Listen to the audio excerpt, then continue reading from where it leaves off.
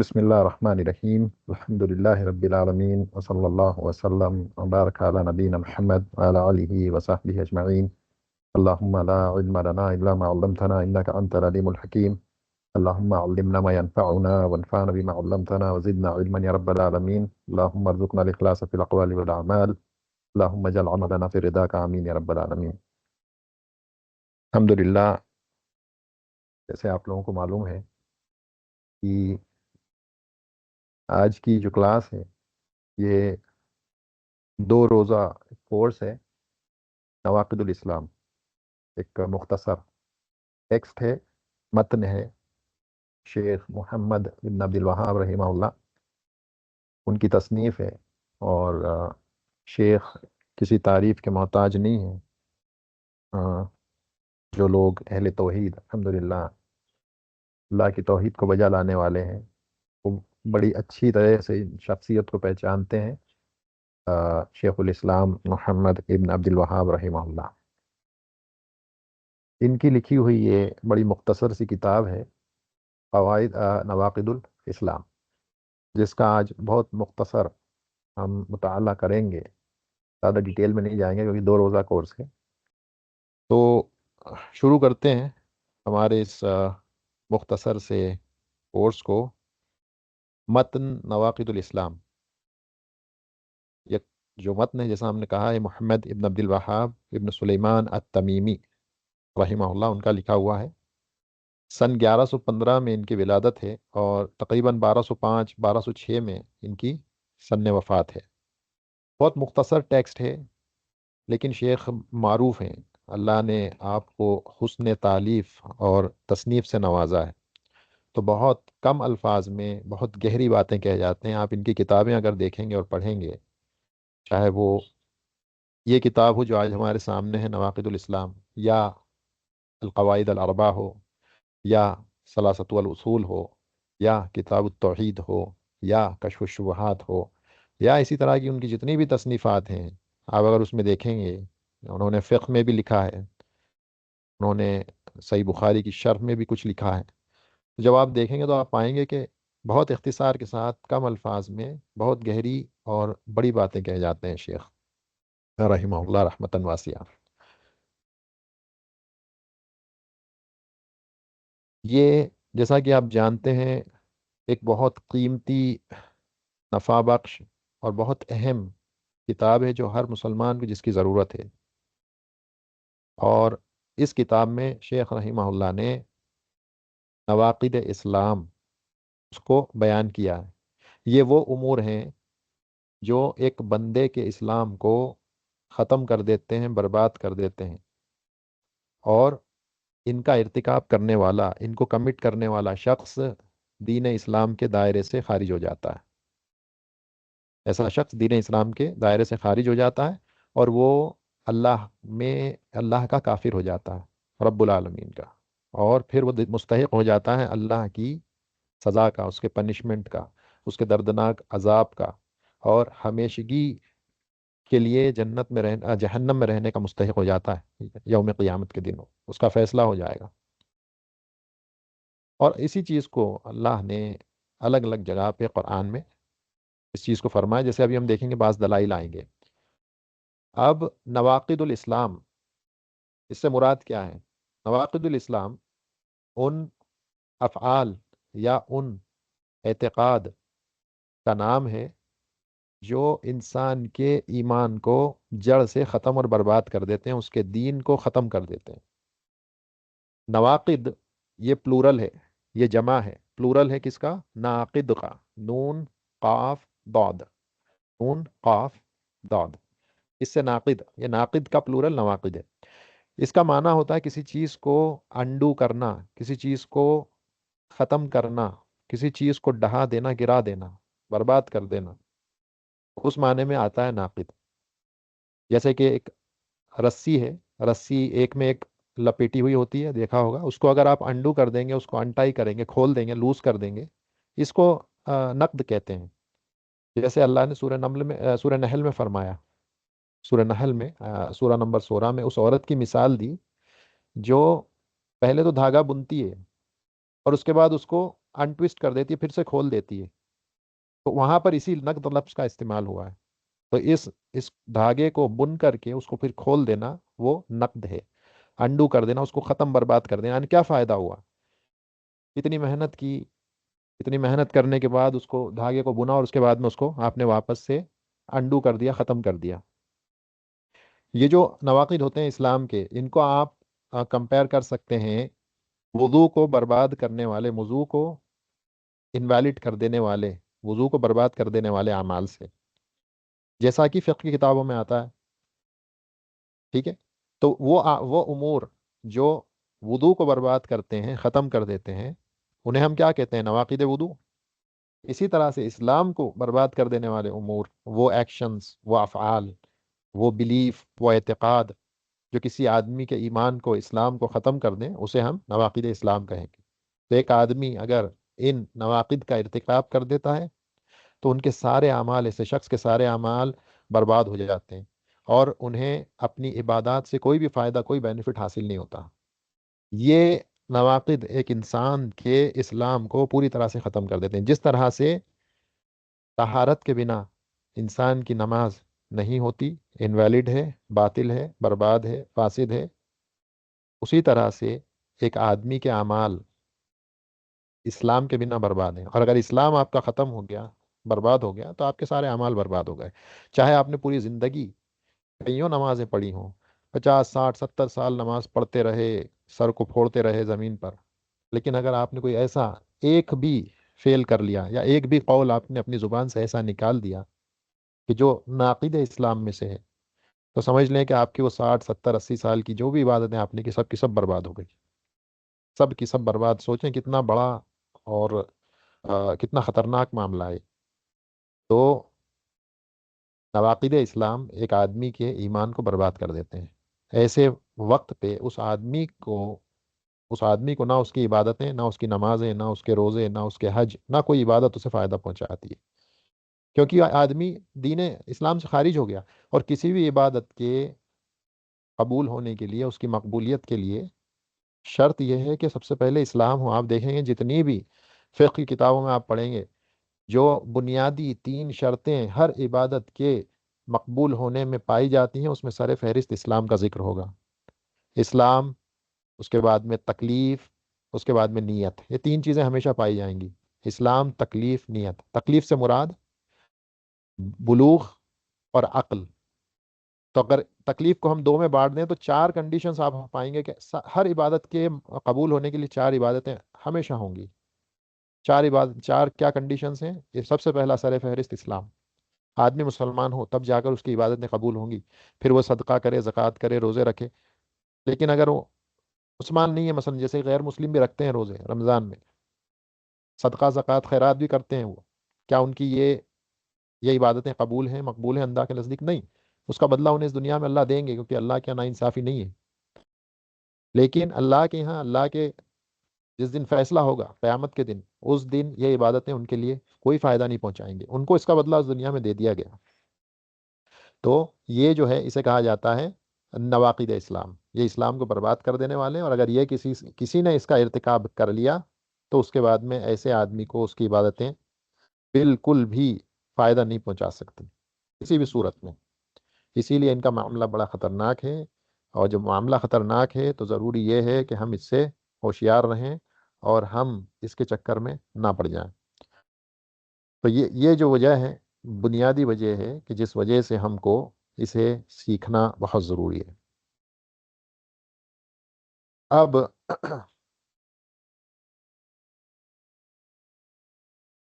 एक चीज़ तो हमने समझ ली कि जो नवाकिद इस्लाम है, ये इंसान के इस्लाम को, इंसान के इस्लाम को बर्बाद और ख़राब कर देते हैं। आ- अब इसमें एक और चीज़ ये भी आती है कि आदमी जो है, जब इल्म सीखता है तो इल्म किससे सीखे? यहाँ पर वो भी ये चीज़ जो है बड़ी अहमियत का हामिल है। आप हर किसी से उठ कर के आप इल्म लेना शुरू नहीं कर सकते। आपके लिए जानना ज़रूरी है कि अगर आप अकीदे का इल्म सीख रहे हैं, क्योंकि सबसे इम्पोर्टेंट चीज़, सबसे अहम चीज़ इंसान की ज़िंदगी में अकीदे का होना है। अकीदा दुरुस्त है तो सारी चीज़ें दुरुस्त हैं। عقیدہ برباد ہے تو کوئی بھی عمل آپ کا مقبول نہیں ہوگا، سب کے سب برباد ہو جائیں گے، خاص طور سے ایسے دور میں جہاں پر ائمہ دلال، خدل، گمراہ کر دینے والے ائمہ ہمارے بیچ موجود ہیں، جو باطل کی طرف لوگوں کو پکارتے ہیں، بلاتے ہیں، اور دھڑلے سے ان کی دکان چل رہی ہے، جو سچ کو چھپاتے ہیں، دوسروں کو گمراہ کرتے ہیں۔ ایسے وقت میں تو اور بھی زیادہ ضروری ہو جاتا ہے کہ ہم عقیدے کا علم حاصل کریں، اور ایسے علماء سے، ایسے ائمہ سے، ایسے طلاب علم سے علم حاصل کریں عقیدے کا، اپنے دین کا، کہ جن کا عقیدہ صحیح سالم ہو، جو اسلاف کے منہج پر ہوں، اور جو صحیح دین کی دعوت دے کر کے آپ کو صحیح علم سے دوچار کرواتے ہوں۔ کیوں؟ اگر آپ غلط جگہ جا کر کے علم حاصل کریں گے تو آپ کو پتہ بھی نہیں چلے گا کب آپ غلط راستے پر نکل جائیں گے۔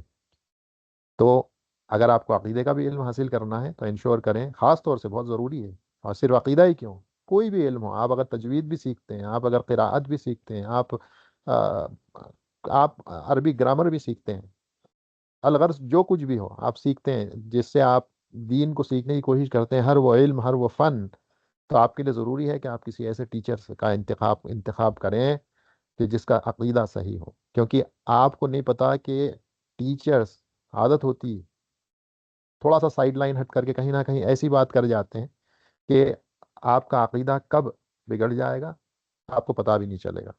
تو اس لیے بہت ضروری چیز ہے، اور اس پر جو ہے ہمیں غور کرنا چاہیے کہ ہمارے جو اساتذہ ہیں، ہمارے ٹیچرز ہیں، ہم ایسے چنیں کہ جن کا معاملہ بالکل صحیح ہو۔ علم کا سیکھنا یہ عبادتوں میں سب سے شرف رکھنے والی اور سب سے اونچی عبادت ہے، ہر دور میں ایک اونچی عبادت رہی، خاص طور سے علم کا سیکھنا ایسے دور میں جب اتنے سمندر کی لہروں کی طرح ایک کے پیچھے ایک آ رہے ہوں، جہالت عام ہو، اس دور میں علم کا سیکھنا اور بھی زیادہ ضروری ہو جاتا ہے۔ لوگ غفلت کا شکار ہوں، دنیاوی چکا چوند کے پیچھے پڑے ہوں، اپنی خواہشات کے پیچھے پڑے ہوں، ایسے وقت میں جو آدمی علم کو سیکھتا ہے، سکھاتا ہے، علم کے لیے اپنے آپ کو خالص کرتا ہے سیکھنے اور سکھانے میں، تو واقعی یہ شخص قابل تعریف ہے۔ اللہ اس شخص کو جو ایسے دور میں، ایسے وقت میں علم کا دامن تھامتے ہیں، اللہ ان کو بلندیاں عطا کرتے ہیں، ان کے اجر کو کئی گنا بڑھا دیتے ہیں، کیونکہ علم کا سیکھنا اپنے آپ میں بہت بڑی عبادت ہے۔ بعض علماء تو یہاں تک کہتے ہیں، جیسے ابن القیم رحمہ اللہ، شیخ الاسلام ابن تیمیہ رحمہ اللہ، کہ علم کا سیکھنا ایک قسم کا جہاد ہے، بلکہ یہ افضل الجہاد ہے، بیسٹ فارم، سب سے اچھی شکل جہاد کی علم کا سیکھنا ہے۔ بلکہ ابن القیم رحمہ اللہ نے 16 قسم کی جہاد کا ذکر کیا ہے زاد المعاد میں، 16 قسم کے جہاد کا، کفار سے جہاد، اپنی نفس سے جہاد، علم کا، یہود سے، نصرانیوں سے، الگ الگ قسم کے 16 قسم کے جہاد کا بیان کیا، اور اس میں پھر کہتے ہیں کہ سب سے افضل الجہاد علم کا حاصل کرنا۔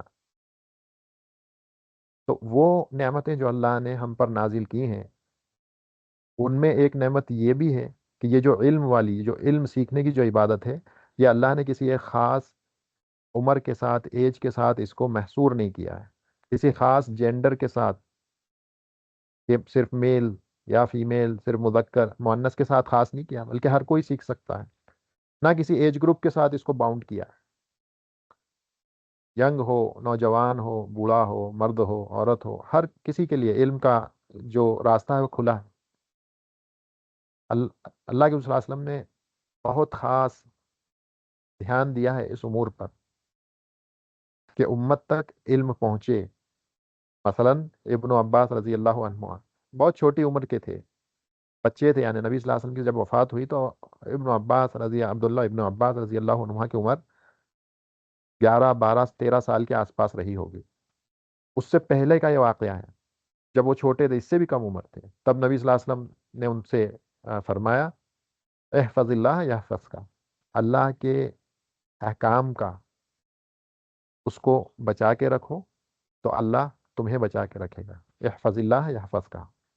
اتنی چھوٹی عمر کے بچے سے یہ بات کی جا رہی ہے۔ تو جو صحابہ تھے انہوں نے علم کو حاصل کیا اپنے سے بڑوں سے، بلکہ صحابہ نے علم حاصل کیا جو صحابیات تھے ان سے بھی کیا۔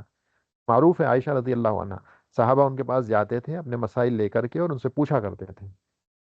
اس سے پتہ چلا کہ جو عبادت ہے علم حاصل کرنے کی، یہ کسی خاص ایج، خاص جینڈر تک محصور نہیں ہے، علم کسی سے بھی حاصل کیا جا سکتا، یہاں تک کہ جو کبار علماء ہیں کئی بار وہ اپنے سے چھوٹے صغار سے بھی علم کو حاصل کرتے ہیں۔ اسی طرح اسی لیے حدیث کی کتابوں میں خاص طور سے ذکر ہوتا ہے ایسی جگہوں پر کہ علم کا اخذ کرنا، یعنی کبار کا عن الصغار، علم کے حاصل کرنے کا ایک الگ چیپٹر ہوتا ہے جہاں پہ وہ ذکر کیا ہے کہ ایسے کتنے علماء ہیں جو زیادہ ایج کے تھے لیکن انہوں نے اپنے سے کم عمر والوں سے علم کو حاصل کیا۔ یہ علم کے شرف کی طرف اشارہ کرتا ہے۔ اسی طرح سے ایک اور چیز اہل علم جو بیان کرتے ہیں وہ یہ بھی کرتے ہیں کہ یہ جو چھوٹے چھوٹے متون، متون جو ٹیکسٹ ابھی ہمارے سامنے، متون سے مراد یہ ہے کہ کسی بھی فن میں مختصراً کچھ باتوں کو جمع کر دینا جس میں نہ زیادہ دلائل ہوں نہ زیادہ مسائل ہوں، لیکن باوجود اس کے کافی کچھ چیزیں اس میں وہ انکلوڈ کر دیں، جو بنیادی چیزیں ہیں، اصول ہیں، ضابطے ہیں، ضوابط ہیں، اس کو وہ ذکر کر دیں، زیادہ مسائل کو بیان کیے بنا۔ مقصد یہ ہوتا ہے کہ آدمی اس کو حفظ کر لے۔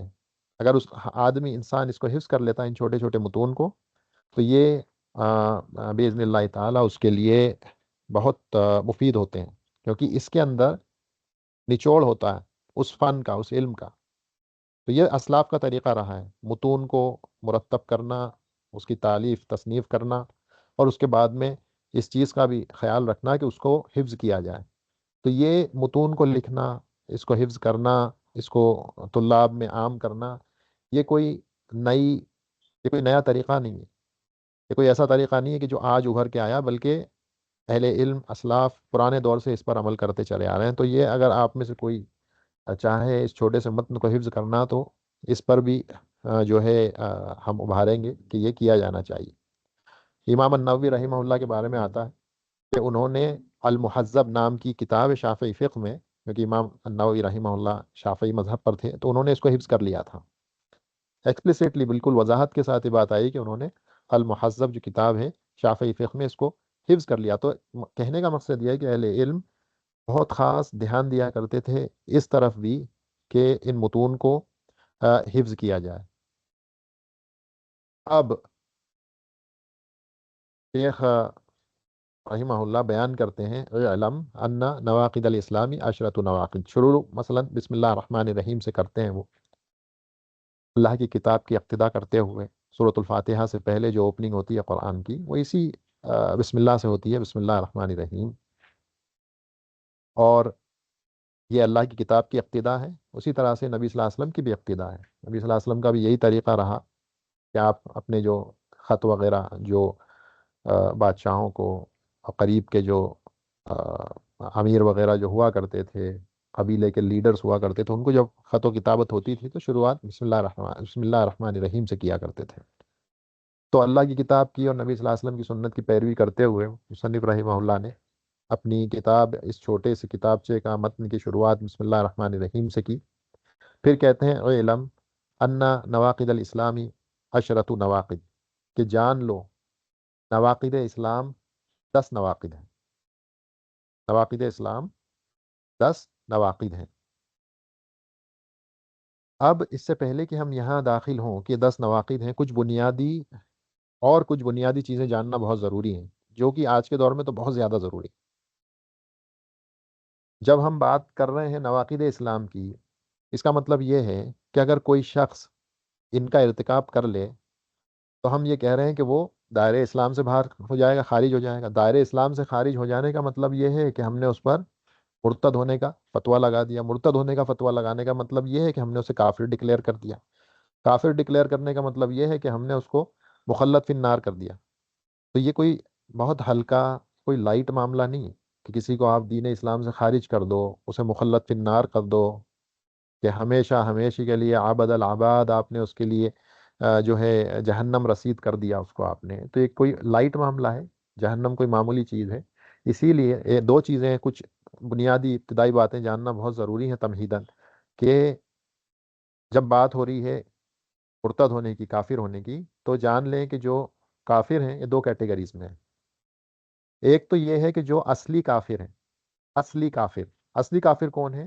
یہ وہ ہے جو کفر میں ہی جس کی ولادت ہوئی۔ اب کفر میں ولادت سے مطلب کیا ہے؟ ویسے تو کل مولود یولد علی الفطرہ، نبی صلی اللہ علیہ وسلم نے فرمایا کہ ہر بچہ جو دنیا میں آتا ہے وہ فطرت پر پیدا ہوتا ہے، لیکن اس کے ماں باپ اس کو یونسرانی ہی او یوحودانی ہی او یمجسانی ہی، اس کو وہ جو ہیں اس کے ماں باپ یہود، نصرانی، مجوسی، اس کے ماں باپ اس کو بنا دیتے ہیں۔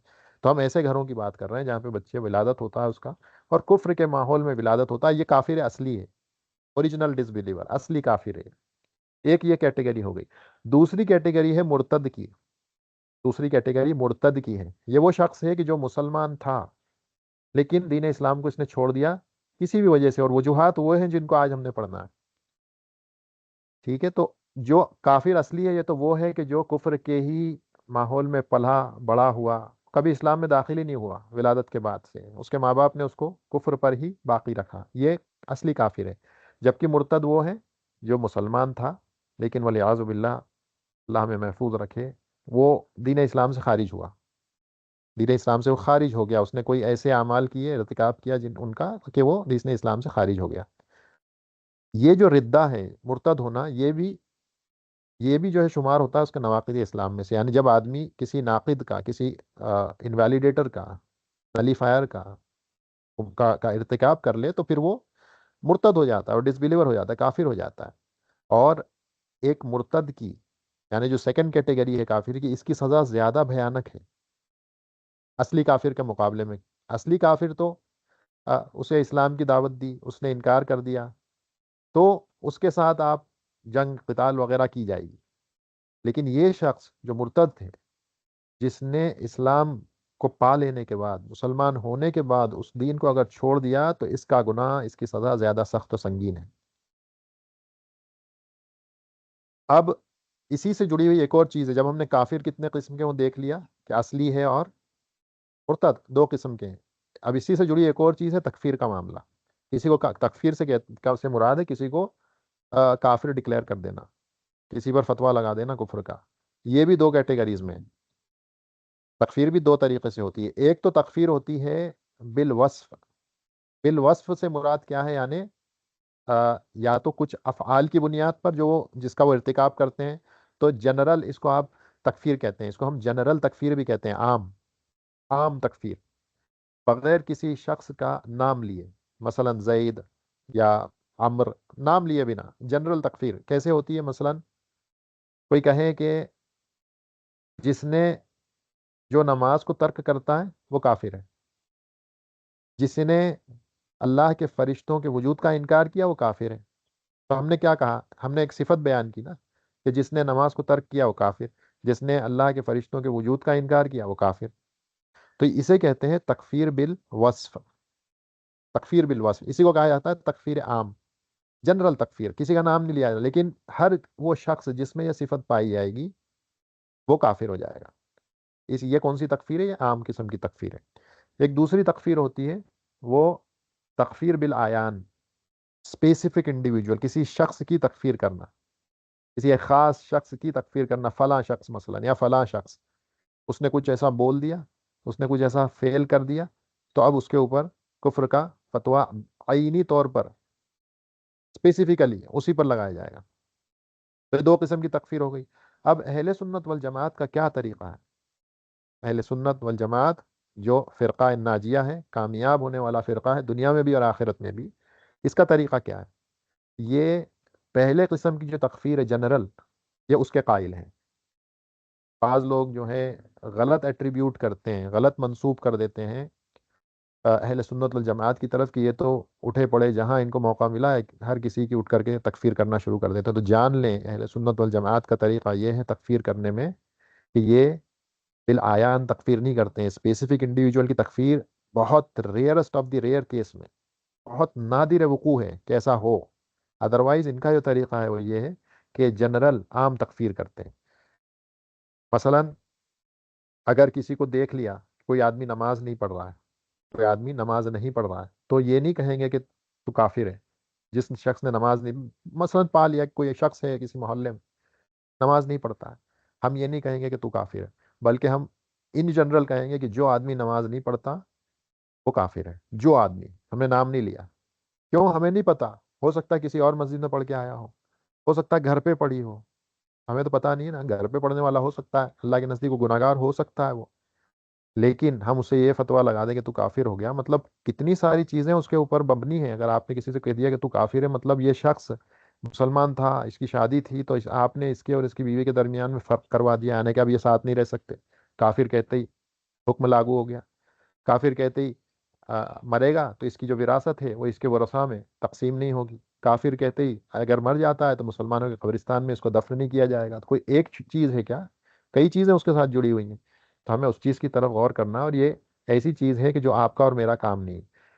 تکفیر عینی یہ آپ کا اور میرا کام نہیں ہے۔ اسپیسیفک تکفیر جو ہوتی ہے وہ حاکم وقت، وقت کا حاکم، وقت کا امیر، جج، مفتی، یہ ان کا کام ہے۔ سارے ایویڈنسز اسٹیبلش کرنے کے بعد وہ کفر کا فتویٰ لگاتے ہیں کسی پر، اس سے پہلے وہ یہ کام نہیں کرتے ہیں۔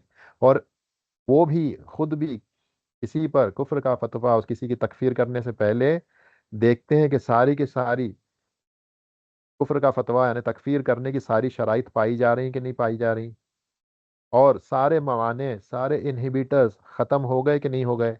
مثلا کوئی آدمی ہے، عقل ہی نہیں رکھتا، مجنون ہے، اس نے کوئی بات کہہ دی زبان سے، اس نے کوئی فعل کر دیا ایسا جو کہ کفریہ نظر آتا ہے، لیکن اس آدمی کے پاس عقل ہی نہیں ہے، تو کیا ہم اس کو فتویٰ لگا دیں گے؟ تک کفر کا نہیں لگائیں گے۔ تو یہ ساری چیزیں قاضی غور کرے گا۔ اسی طرح سے کسی کو کمپیل کیا گیا، کسی کو فورس کیا گیا، مکراہ، کہ کوئی مکراہ ہے، کسی کو فورس کیا جا رہا ہے کسی چیز کو، کسی فعل کو کرنے پہ، تو یہ انہیبیٹرز میں سے ہے، یہ موانع میں سے ہے، اس پر تکفیر کا فتویٰ نہیں، اس پہ کفر کا فتویٰ نہیں لگایا جائے گا، اس کی تکفیر نہیں کی جائے گی۔ تو یہ ساری چیزیں کون دیکھے گا؟ یہ مفتی، یہ عالم دیکھے گا، اور وہ سب دیکھنے کے بعد پھر وہ فیصلہ کرے گا کہ کیا یہ آدمی، اس پر کفر کا فتویٰ لگایا جا سکتا ہے، نہیں لگایا جا سکتا۔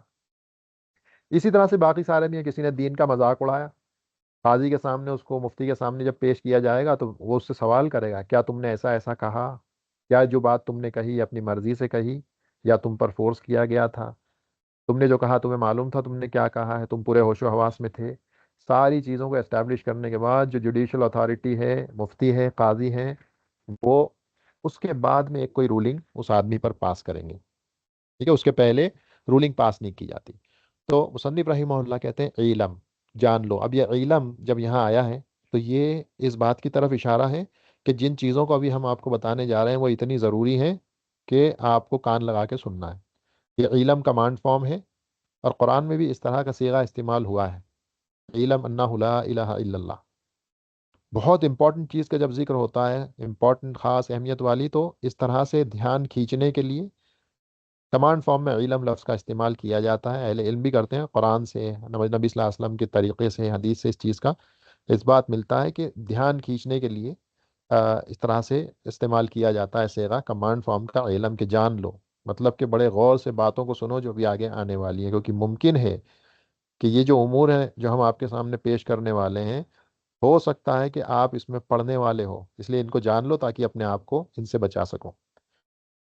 نواقض اسلام، ہم اس سے پہلے بات کر چکے ہیں کہ نواقض اسلام سے مراد وہ چیزیں ہیں جو آپ کے اسلام کو برباد اور ختم کر دیتی ہیں، اور انسان دائرۂ اسلام کو خارج کر کے اس سے باہر نکل جاتا ہے، یعنی آپ کے اسلام کو یہ برباد کر دیتی ہیں چیزیں۔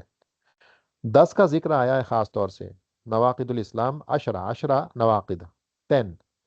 تو یہ 10 سے مراد کیا یہ ہے کہ بس نواقض اسلام صرف 10 ہیں؟ تو مراد یہ نہیں ہے۔ وہ یہ کہتا ہے کہ صرف 10 ہیں تو مراد یہاں یعنی نمبر سے مراد یہ نہیں ہے کہ شیخ یہ کہنا چاہتے ہیں کہ 10 کے علاوہ 11واں ناقد ایگزسٹ نہیں کرتا، نہیں، یہ مراد نہیں ہے، بلکہ 10 سے مراد یہاں پر شیخ نے ان 10 کا ذکر کیا ہے جو بہت زیادہ واقع ہوتے ہیں، معاشرے میں بہت زیادہ پائے جاتے ہیں، ان کا ذکر شیخ نے یہاں کیا ہے۔ اور اس چیز کو شیخ نے رسالے میں، اسی جو چھوٹا سا رسالہ ہمارے سامنے جو متن ہے، اس کے بالکل آخر میں جب ہم پہنچیں گے 10ویں ناقد کے بعد، تو وہاں پر انہوں نے اس چیز کو ذکر کیا ہے کہ سب سے زیادہ وقوع ہونے والے نواقد میں جو ہیں ان 10 کا ہم نے یہاں ذکر کیا ہے۔ تو اس یہ وجہ ہے ان کا یہاں پر ان 10 لفظ کا یا ان 10 کو ذکر کرنے کا، مراد بالکل بھی یہ نہیں ہے کہ اس کے علاوہ اور کوئی ناقد ہے ہی نہیں۔ اب اس سے پہلے کہ ہم ان 10 نواقد میں داخل ہوں، ایک براڈ کیٹیگرائزیشن سمجھ لیں کہ یہ جو نواقد ہیں 10، آپ ان کو 3 کیٹیگریز میں بانٹ سکتے ہیں۔ اس سے فائدہ یہ ہوگا کہ ان کو یاد کرنا آسان ہو جائے گا۔ اس میں یہ جو 10 نواقد ہیں، ان میں سے پہلی جو کیٹیگری ہے اس کی، وہ اسے آپ الحاد کہہ سکتے ہیں۔ الحاد، جسے ایتھزم بھی کہا جاتا ہے، یا الحاد سے اصل مراد تو یہ ہے کہ آدمی غیر اللہ کو پکارے اور اللہ کو پوری طرح سے بھول جائے، یعنی اللہ کا کہیں ذکر ہی نہ ہو، اللہ کا کہیں بھی ذکر ہی نہ ہو، صرف وہ پکارے تو غیر اللہ کو پکارے، یہ الحاد ہے۔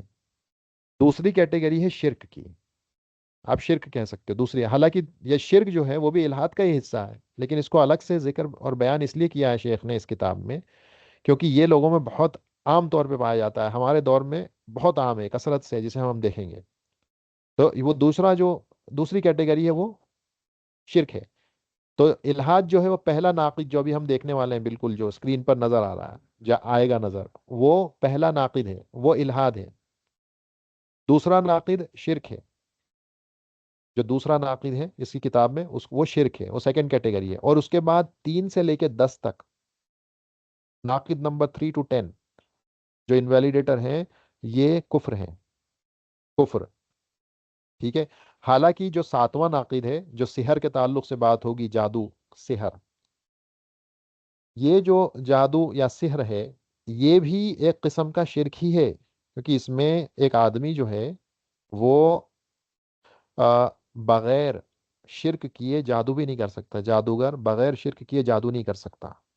بغیر شرک کیے ایک شیطان، ایک جن، جادوگر کی مراد بھی پوری نہیں کرتا جب تک وہ شرک نہ کروا لے، جب تک وہ بے حرمتی نہ کروا لے قرآن کی، یا اسلام کا مذاق نہ اڑوا لے، تب تک وہ جادوگر کی کسی بھی مراد کو پورا بھی نہیں کرتا ہے۔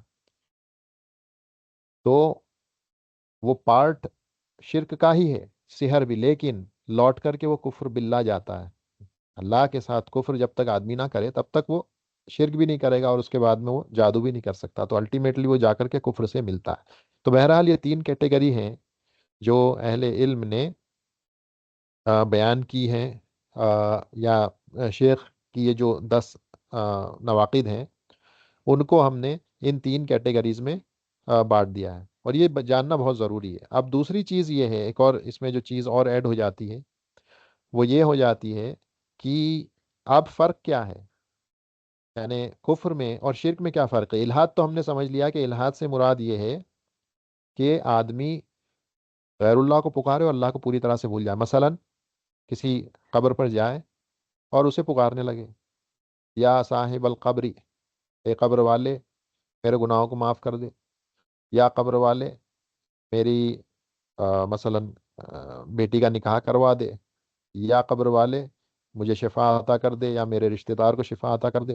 یہ کس سے مانگ رہا ہے؟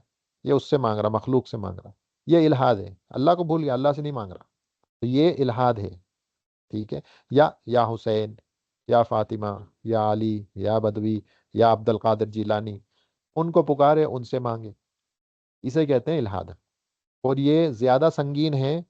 اب جو بات آئے گی اس کے بعد شرک کے مقابلے میں، حالانکہ شرک بھی سنگین ہے، کوئی کم نہیں ہے، لیکن یہ بہت زیادہ سیویئر ہے، کیونکہ یہاں پہ اللہ کو ٹوٹلی بھلا دیا جاتا ہے، تو یہ الحاد ہے۔ شرک جو کہ دوسرا ناقد ہے، جو کہ شیخ نے بیان کیا ہے، من جعل بینہ و بین اللہ وسائط یدعوہم ویسألوہم الشفاعۃ ویتوکل علیہم، یہ سیکنڈ قسم ہے، اور یہ شرک ہے۔ یہاں پر آدمی غیر اللہ سے ڈائریکٹ نہیں مانگتا، بلکہ ان کو واسطہ بناتا ہے، ان کو انٹرمیڈیری بناتا ہے، اور یہ شرک جو کفار قریش تھے ان کا ہوا کرتا تھا۔ اللہ نے جب ان کو قرآن میں کافر ڈکلیئر کر دیا، تو آپ ان کے بارے میں کیا خیال ہے کہ جو آج ڈائریکٹ قبر پر جا کر، درگاہوں پر، مزاروں پر جا کر ماتھا ٹیکتے ہیں اور ڈائریکٹ اس سے مانگتے ہیں جو قبر میں سویا پڑا ہے، کیا خیال ہے اس کے بارے میں؟ جب وہ تو صرف واسطہ مانگتے تھے، بناتے تھے ان کو، وہ یہ نہیں کہتے تھے کہ تو دے، لات، عزا، منات، ان سے آگے نہیں کہتے تھے کہ تم دو، وہ کہتے تھے تم نیک بندے ہو اللہ کے، تم اللہ سے مانگو ہمارے لیے۔ اللہ نے جب ان کو کافر کہا، مشرک کہا، تو کیا خیال ہے ان کے بارے میں جو قبروں پر جا کر ان سے ڈائریکٹ مانگتے ہیں؟ الحاد ہے وہ، ٹھیک ہے۔ تیسری قسم ہم نے کہا کفر ہے، وہ 3 سے لے کر ناقد نمبر 10 تک کفر ہے۔ اب سوال یہ ہے کہ شرک اور کفر میں کیا فرق ہے، شرک اور کفر میں فرق کیا ہے؟ ہم نے الحاد سمجھ لیا، ڈائریکٹلی جیسے میں نے کہا، یا بدوی، یا حسین، یا علی، یا فاطمہ، یا عبد القادر، یا جو بھی قبر میں پڑے ہوئے ہیں ان سے مانگ لیں۔ اب یہ بھی نہیں پتا انسان ہے تو چلو کم از کم یہ ہے کہ وہ اللہ کا بندہ انسان پڑا ہوا ہے قبر کے اندر۔ اب کہیں پہ کہیں گدھے شاہ ہیں، کہیں گھوڑے شاہ ہیں، کہیں کتے شاہ ہیں، پتہ نہیں کون ہے قبر کے اندر، ہمیں نہیں پتا جانور بھی ہے کہ نہیں، کہ انسان کون ہے اندر، اور ہم اس سے جا کر کے مانگتے ہیں۔ کیا ہو گیا ہماری عقلوں کو؟ ٹھیک ہے، تو یہ الہاد ہے، ڈائریکٹلی جا کر اس سے مانگنا۔ شرک اور کفر میں کیا فرق ہے؟ شرک اور کفر میں، اگر آپ لوگ اسکرین دیکھ رہے ہیں تو اسکرین شاید نظر نہیں آ رہی،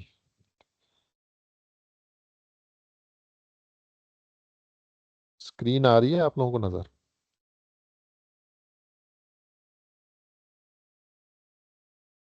آ رہی ہے؟ اوکے اوکے، ٹھیک ہے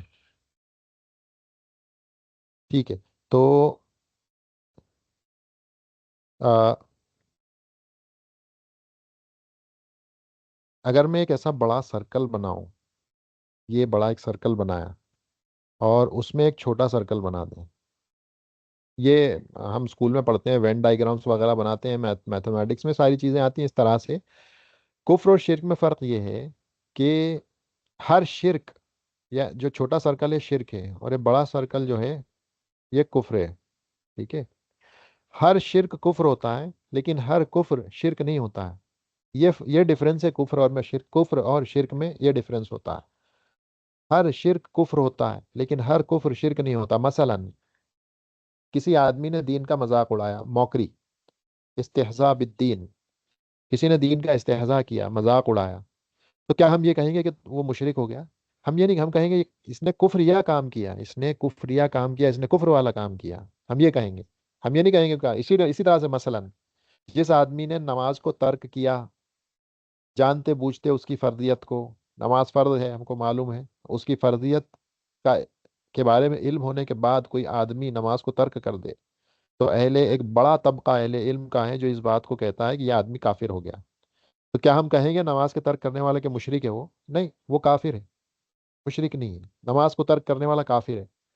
لیکن جس آدمی نے مثلا غیر اللہ کو پکارا، جیسے ابھی ہم نے مثالیں دیکھی، یا حسین، یا حسن، یا فاطمہ، یا علی، یا عبد القادر الجیلانی، یا بدوی، تو اس آدمی نے شرک کیا، لیکن یہ شرک کفر بھی ہے، یہ شرک کفر بھی ہے۔ تو ہر شرک کفر ہوتا ہے لیکن ہر کفر شرک نہیں ہوتا، ٹھیک ہے؟ تو اس وین ڈائیگرام کو یاد رکھیں، یہی ڈفرینس ہے کفر میں اور شرک میں۔ لیکن اگر ہم بات کریں نتیجے کی، اینڈ رزلٹ کی، نتیجہ اور اینڈ رزلٹ کی اگر ہم بات کریں تو وہ سیم ہے، چاہے وہ الہاد ہو، چاہے وہ الہاد ہو، چاہے وہ شرک ہو، چاہے وہ کفر ہو، اینڈ رزلٹ سب کا سیم ہے، ٹھیک ہے؟ کہ یہ سب کے سب مخلد فی النار ہوں گے، ہمیشہ ہمیشہ آگ میں جلیں گے۔ تو اینڈ رزلٹ سب کا ایک ہی ہے، ٹھیک ہے؟ تو یہ بنیادی فرق ہے شرک میں اور کفر میں۔ ہر شرک کفر ہوتا ہے لیکن ہر کفر شرک نہیں ہوتا ہے۔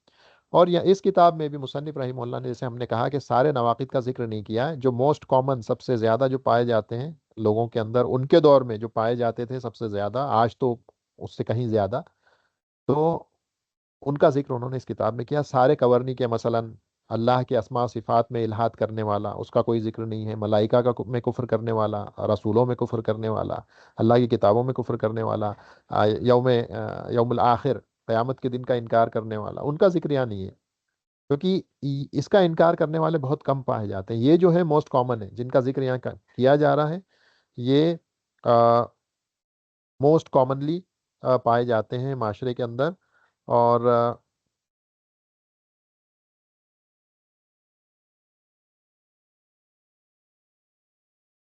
چلیں، تو اس وجہ سے اس کا شیخ نے یہاں ذکر کیا۔ اب ہم آ گئے ہیں پہلے ناقد میں۔ پہلا ناقد جیسا کہ آپ کو یہاں نظر آ رہا ہے، الاول الشرک فی عبادت اللہ وحدہ لا شریک لہ، قال تعالی ان اللہ لا یغفر ان یشرک به ویغفر ما دون ذلک لمن یشاء، وقال انه من یشرک باللہ فقد حرم اللہ علیہ الجنۃ ومأواه النار وما للظالمین من انصار، ومنہ الذبح لغیر اللہ کمن یذبح للجن او للقبر۔ یہ پہلا ناقد ہے، اس کے دو ایویڈنس یہاں پہ پیش کیے ہیں، اور اس کی دو مثال یہاں پہ دی ہے. یہ پہلا ناقد. ٹھیک ہے، پہلے انہوں نے پہلا ناقد کیا ہے، الشرک فی عبادت اللہ کہا، اصل میں یہ الحاد ہے. اس کے بعد اس کے دو ایویڈنسز دیے، اور اس کے بعد دو مثالیں دی ہیں. الذبح، غیر اللہ کے لیے ذبح کرنا، جانور سلاٹر کرنا غیر اللہ کے لیے. اور پھر اس کی مثال دی کہ جیسے سلاٹر غیر اللہ کے لیے جانور ذبح کرنے سے مراد کیا ہے، مثلا کسی جن کے لیے یا کسی قبر کے لیے، قبر والے کے لیے جا کر کے جانور کو ذبح کرنا، یہ شرک ہے، بلکہ یہ الحاد ہے. ٹھیک ہے، اب ہم اس کو سمجھیں گے کہ اس سے مراد کیا ہے. شرک، اور جیسا ہم نے کہا کہ جو پہلا یہ جو ناقد ہے، حالانکہ یہاں پہ جو عبارت ہے وہ شرک ہے. شرک فی عبادت اللہ، اللہ کی عبادت میں شرک کرنا، نہ شریک کرنا غیر اللہ کو، اس کے اندر ملانا، کمپینین بنانا، پارٹنر بنانا. لیکن اس سے پہلے بھی ہم نے دیکھ لیا مثال، ابھی جب الہاد کو سمجھا تھا، کہ یہاں جیسا کہ بات آئے گی، یہاں مراد یہ ہے کہ آدمی اللہ کے ساتھ غیر اللہ، یعنی کہ اللہ کو بھول کر کے غیر اللہ کو ہی پکارے. اور آج کے دور میں یہ بہت کامن ہے ہمارے معاشرے میں. بلکہ آج کا جو مشرک ہے اس کا شرک ابو جہل کے شرک سے، اور کفار قریش کے جو چیفز اور بڑے سردار ہوا کرتے تھے ان کے شرک کے مقابلے میں، یعنی آج کا جو مشرک ہے ان سے زیادہ خطرناک ہے.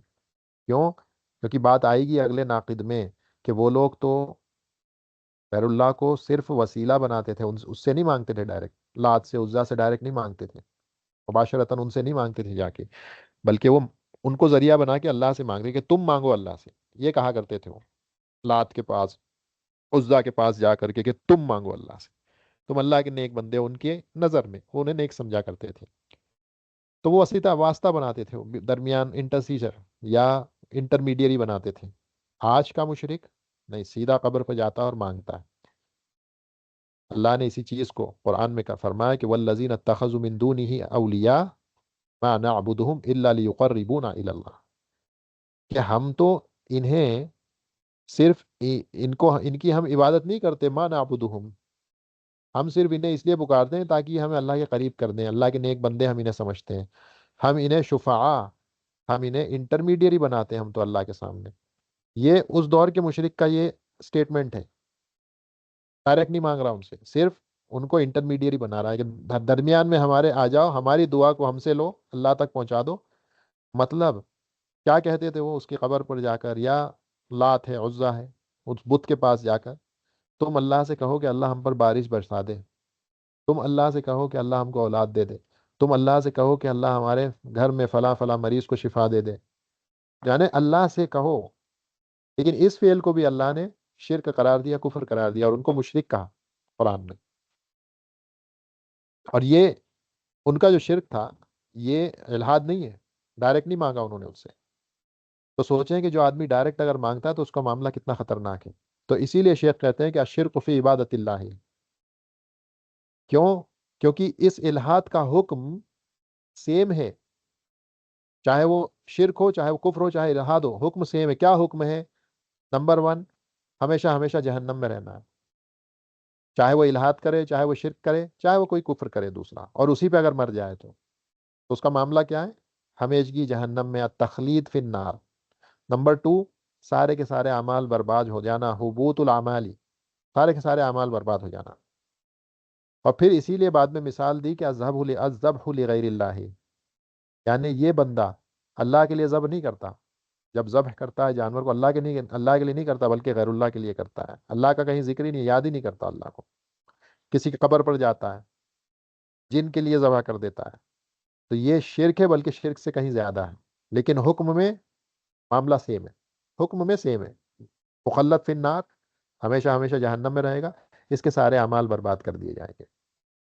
دلیل کے طور پہ کیا کہتے ہیں؟ والدلیل قوله تعالی ان اللہ لا یغفر ان یشرک به ویغفر ما دون ذلک لمن یشاء. یہ جو آیت ہے سورۃ النساء میں دو بار آئی ہے، سیم آیت، یہ دو بار اللہ نے ریپیٹ کیا ہے. یہ خود اپنے آپ میں اس جرم کی سنگینی کو بتاتا ہے، کتنا سنگین جرم ہے یہ، اللہ کے ساتھ شرک کرنا. اللہ کہتے ہیں بے شک اللہ اس چیز کو معاف نہیں کرتا کہ اس کے ساتھ کسی کو شریک کیا جائے، ان یشرک به. لیکن اس کے شرک کے علاوہ جو بھی دوسرے گناہ ہیں شرک سے کم، اگر اللہ چاہے گا تو اسے معاف کر دے گا، مصنف رحمہ اللہ اس آیت کو اور اس کے بعد ایک اور دلیل کے طور پہ آیت ہے انہ من یشرک باللہ فقد حرم اللہ علیہ الجنہ، اس آیت میں مشرک کا ٹھکانہ بتایا جا رہا ہے اور یہ بتایا جا رہا ہے کہ جنت اس پر حرام کر دیا اللہ نے۔ جو بھی آدمی اللہ کے ساتھ شرک کرے گا اور اسی پر مر جائے گا، یہ شرط ہے، جو اللہ کے ساتھ شرک کرے اور اسی پر مر جائے، ٹھیک ہے، تو یہ آیت یہاں پر جو سورۃ النساء میں آیت ہے ان اللہ لا یغفر ان یشرک بہ، یہاں قید ہے، کوئی یہ نہ سمجھے جیسا کہ خوارج ہیں، وہ کیا کرتے ہیں، وہ صرف آیت کو اٹھا لیتے ہیں اور پھر کہتے ہیں دیکھو یہاں پر اللہ نے ذکر کیا ہے کہ، یا جیسے سورۃ النساء میں یہ آیت ہے کہ جو آدمی کسی مسلمان کا قتل کر دیتا ہے تو وہ آدمی جو ہے اس کے لیے اللہ نے جنت کا جہنم کا وعدہ کیا ہے، کہتے ہیں دیکھو یہاں جہنم کا وعدہ ہے مسلمان ہونے کے بعد اس آدمی نے قتل کیا، اور پھر وہ کیا کہتے ہیں کہ دیکھو اس کا مطلب یہ ہے کہ اگر کبیرہ گناہ کا بھی کوئی ارتکاب کرتا ہے تو وہ بھی ہمیشہ ہمیشہ کے لیے جہنم میں چلے جائے گا۔ یہ غلط فہم اور غلط انڈرسٹینڈنگ ہے۔ جب آیتوں کو ایک دوسرے سے جدا کر کے آؤٹ آف کانٹیکسٹ، سیاق سے ہٹا کر کے جب آدمی جب دیکھتا ہے اور سوچتا ہے اور سمجھتا ہے تو پھر ایسے ہی نتیجے پر پہنچتا ہے، اہل علم کا یہ طریقہ نہیں ہوتا۔ تو یہاں پر یہ جو آیت ہے ان اللہ لا یغفر ان یشرک بہ ویغفر ما دون ذلک لمن یشاء، یہاں مراد ہے اگر توبہ کیے بنا مر جاتا ہے تو اس صورت میں اس آدمی کا معاملہ یہ ہے کہ اللہ اسے آخرت میں معاف نہیں کریں گے، دنیا میں اگر اس نے توبہ نہیں کی شرک سے تو اسے معاف نہیں کیا جائے گا۔ اور اس کی بہت واضح دلیلیں ہیں، ہم بہت زیادہ ڈیٹیل میں نہیں جا سکتے، آپ سورۃ الفاتر میں جائیں، وہاں پر جا کے پڑھیں، وہاں پر اس چیز کو بڑے وضاحت سے اللہ نے ذکر کر دیا ہے کہ تین قسم کے مسلمان پائے جاتے ہیں، اور یہ تین قسم کے مسلمان، یہ تین قسم کے لوگ جو دین اسلام میں ہیں، ایک تو مسلم ہے، ایک مومن ہے، ایک محسن ہے۔ اسلام کے وہ تین، آپ آپ کہہ سکتے ہیں ریلیجن، ہمارے دین کے تین لیولز ہیں یہ، اسلام، ایمان اور احسان، انہی تین کا ذکر اللہ نے وہاں پر کیا ہے۔ وَمِنْهُمْ ظَالِمٌ نَفْسِهِ، یعنی وہ ان میں ایک آدمی ایسا ہے جو اپنے آپ پر ظلم کرتا ہے، ایک مقتصد ہے، اکنامیکل مسلمان ہے، اور ایک سابقٌ بالخیرات، خیر کے کاموں میں بڑھ چڑھ کر آگے بڑھنے والا۔ یہ تین مسلمان ہیں، تین قسم کے لوگ ہیں جو دین اسلام میں ہیں، اور یہ تین لیول اہل علم کہتے ہیں یہ تین لیولز ہیں ہمارے دین کے، اسلام، ایمان اور احسان کی طرف اشارہ کر رہے ہیں تین لیولز۔ اور بعد میں آگے جا کر کے جب آپ وہ آیت پڑھیں گے، میرے خیال سے اگر میں مسٹیک نہیں کر رہا ہوں، یہ سورۃ الفاتر میں آیت ہے، سورۃ الفاتر میں آیت ہے، آپ جا کے یا تو میں کل ریفرنس نکالوں گا اس کا، سورۃ الفاتر میں جہاں تک میرا دھیان آ رہا ہے تو وہاں پر یہ آیت ہے، آپ جا کر اس کو دیکھیں گے تو یہ تین لیولز ہیں، اور آخر میں اللہ تینوں کے تعلق سے بیان کر رہے ہیں کہ سب کے سب جنت میں ہوں گے۔ تو ظالم لنفسہ، جس نے اپنے جان پر، اپنے آپ پر ظلم کیا، یہ وہ مسلمان ہے جو گناہوں کو ارتکاب کر لیا کرتا تھا شرک کو چھوڑ کر کے، گناہوں کا ارتکاب کرتا تھا لیکن شرک سے کم تر، یہ وہ شخص ہے ظالم لنفسہ جس نے اپنے جان پر ظلم کیا۔ اور مقتصد کون ہے؟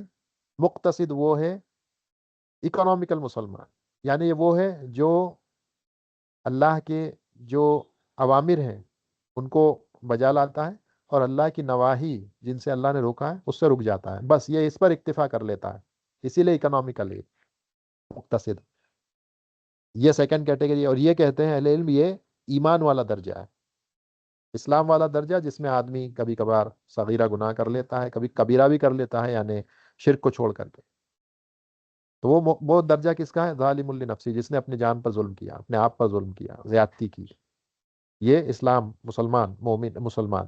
اگلا درجہ مومن کا درجہ، ایمان والا درجہ، یہ وہ ہے جو گناہ نہیں کرتا، گناہوں کا ارتکاب نہیں کرتا، لیکن اللہ کے جتنے بھی اوامر ہیں اس کو پورا کرتا ہے، اور جتنی بھی نواہی ہیں اس سے رک جاتا ہے، یہ سیکنڈ لیول، ایمان کا درجہ۔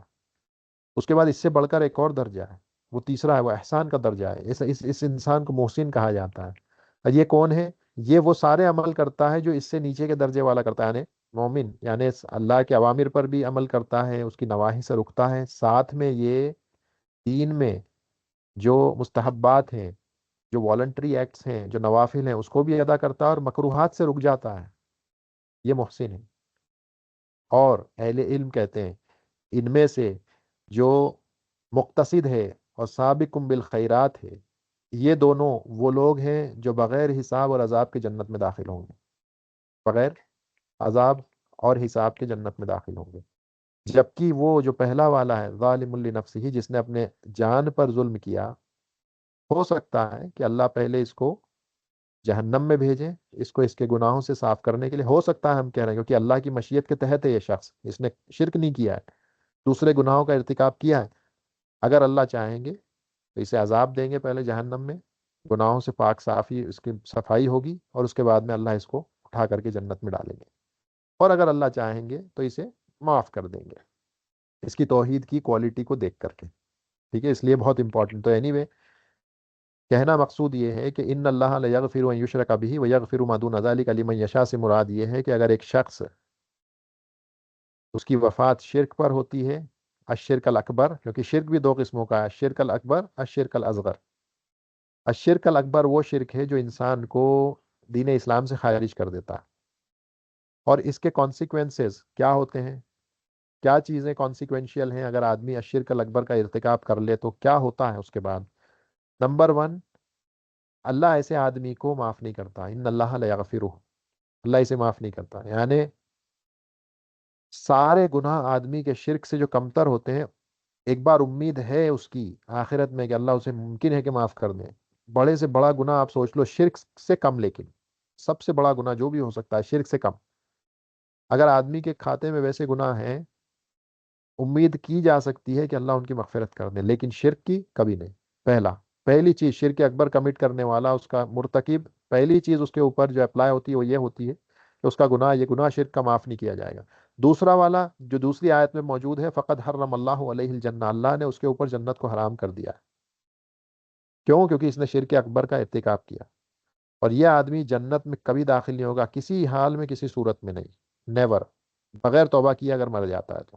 یہ شرط ہے، اس قید کو یاد رکھیں، ورنہ اس قید کو یاد نہیں رکھیں گے تو پھر حال وہی خوارج کے جیسا ہوگا، کہ جو ہر چھوٹے بڑے گناہ کرنے والے پر سیدھا اٹھا کر کے کفر کا فتویٰ لگاتے ہیں، اور اس کو مخلد فی النار کرتے ہیں، اور پھر اس کا مال، اس کا خون، اس کو حلال کر دیتے ہیں کہ آپ اس کو قتل کر دو، اس کا مال چھین لو، ان کے نزدیک سب حلال ہو جاتا ہے۔ کیوں؟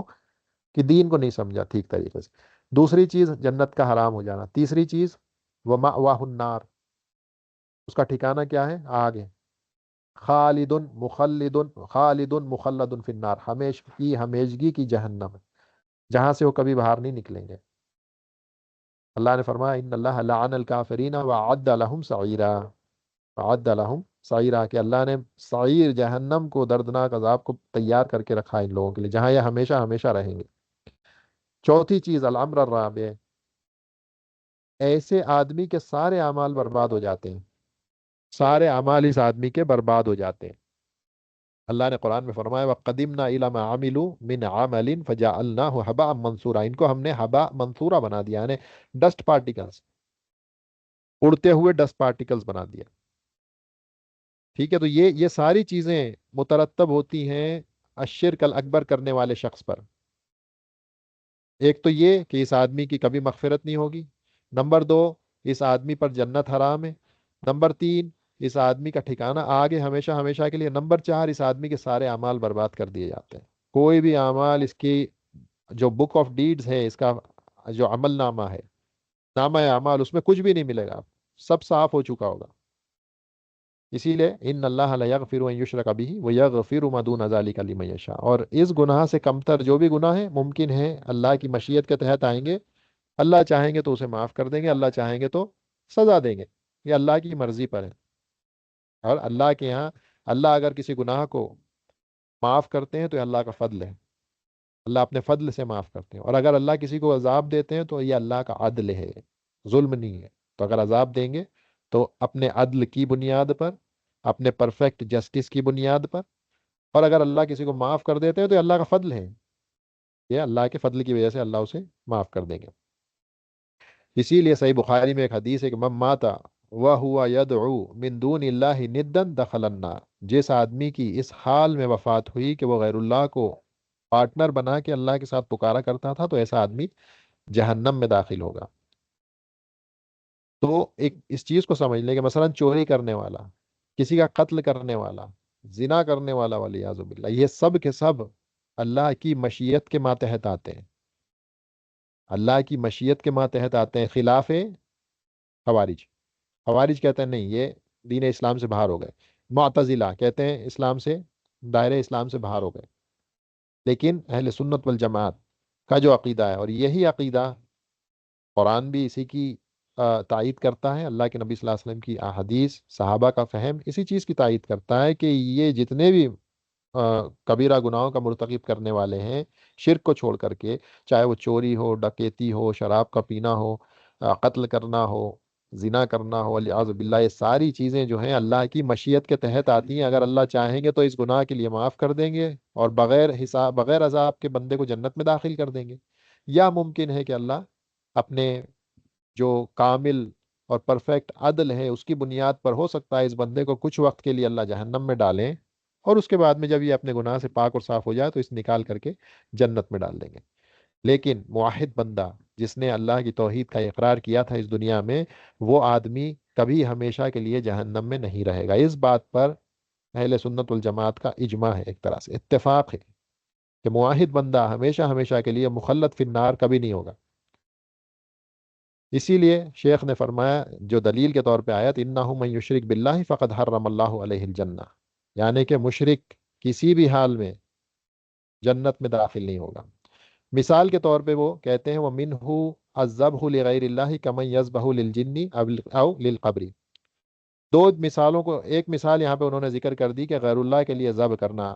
ذبح کا ذکر کیوں کیا؟ کیونکہ یہ بہت کامن ہے، بہت عام ہے، اور ہمارے دور میں بھی میں سمجھتا ہوں آپ لوگوں نے اس چیز کو محسوس کیا ہوگا یا دیکھا ہوگا معاشرے کے اندر، کہ بعض لوگ ہیں جو کوئی بیمار پڑ گیا، یا کسی کا کوئی پریشانی ہے، تنگی ہے، اور جن لوگوں کے پاس توحید کا علم نہیں ہے یا علم ہی نہیں ہے سرے سے، تو وہ کیا کرتے ہیں، ایسے بابا ڈھونگیوں کے پاس جاتے ہیں اور پھر ان سے اپنی پریشانی کا ذکر کرتے ہیں، اور پھر یہ ڈھونگی لوگ اس سے کہتے ہیں شخص سے کہ اچھا ایک کام کرو، فلاں فلاں جگہ جاؤ، فلاں مقام پر اس جگہ پر جائیں اور وہاں پر ذبح کریں، اور ہاں جب ذبح کرو گے اللہ کا نام مت لینا، ذبح کرتے ٹائم بسم اللہ مت بولنا، میں معلوم ہے نا ذبح کرتے ٹائم بسم اللہ بولنا ہے، کہتے ہیں نہیں بسم اللہ بالکل نہیں بولنا، بلکہ وہ کچھ اور لکھ کے دیتے ہیں، اچھا یہ کہنا وہاں جا کر اس کے لیے ذبح کر رہے ہو، اور اسی جگہ پہ جا کے کرنا، اور اسی رنگ کا جانور لے کر کے جانا۔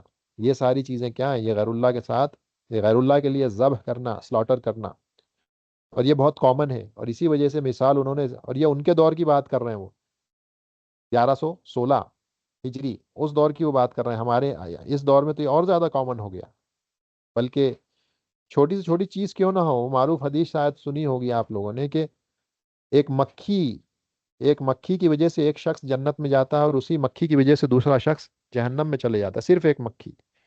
تو کسی جانور کا حجم، اس کی سائز، وہ معنی نہیں رکھتی، معنی یہ رکھتا ہے کہ آپ کس ذات کے ساتھ آپ شرک کر رہے ہو، کس کے ساتھ آپ ند بنا رہے ہو، پارٹنرز بنا رہے ہو، کس ذات کی نافرمانی کر رہے ہو، مراد یہ ہے۔ پھر وہ چیز جس کے ذریعے نافرمانی کی جا رہی، وہ چھوٹی سے کتنی چھوٹی کیوں نہ ہو، پھر وہ ایک مکھی ہو یا ایک بڑا اونٹ کیوں نہ ہو، فرق نہیں پڑتا اس چیز سے۔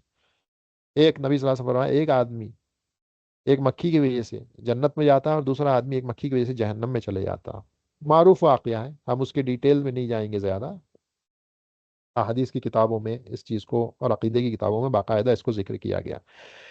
اسی طرح سے قبروں پر جا کر کے، اب یہ قبروں سے مراد انبیاء کی قبریں بھی ہو سکتی ہیں، صالحین کی قبریں بھی ہو سکتی ہیں، اولیاء کی قبریں بھی ہو سکتی ہیں، جن کا واقعی جو اولیاء ہیں، یا دعویٰ کیا جاتا ہے کہ اللہ کے ولی ہیں، جبکہ معلوم ہمیں کچھ بھی نہیں ہے۔ اللہ نے سورہ یونس میں ہمیں قاعدہ بیان کر دیا کہ اللہ کے ولی ہونے کے لیے ضروری کیا ہے۔ اللہ کا ولی وہ بندہ نہیں ہے جو ہوا میں اڑ رہا ہے، پانی پہ چل رہا ہے، آگ پہ چل رہا ہے، وہ آپ کیسے کہہ سکتے ہیں کہ وہ اللہ کا ولی ہے؟ اللہ کے ولی ہونے کی تو دو شرطیں اللہ نے سورہ یونس میں بیان کر دی ہیں، آپ جا کے 60 61 اراؤنڈ کے آس پاس آیت دیکھیں سورہ یونس میں، تو آپ پائیں گے اللہ کا ولی ہونے کے لیے دو ہی کنڈیشنز ہیں: ایمان تقوی کے ساتھ، اور اللہ پر توکل کرنا۔ اگر یہ کسی میں پائی جاتی ہیں تو اللہ کا ولی ہے۔ ہر مومن بندہ جو متقی ہے، ہر مومن بندہ جو متقی ہے، وہ اللہ کا ولی ہے۔ ہاں ولایت میں درجے ہوتے ہیں، جتنا زیادہ ایمان اور جتنا زیادہ تقوی ہوگا اتنی زیادہ درجہ ولایت میں بلند ہوگا، اس میں کوئی شک نہیں ہے، لیکن شرط یہ ہے کہ ایمان ہو، اللہ کا تقوی ہو، اور اللہ پر توکل کرنے والا بندہ ہو۔ اگر یہ شرطیں کسی میں پائی جاتی ہیں تو ایسا اب شخص ہم کہیں گے کہ اللہ کا वली है। अब कुछ मिसालों से समझ लें। एक बंदा है, ताकि ये इल्हाद हमें अच्छे से समझ में आ जाए।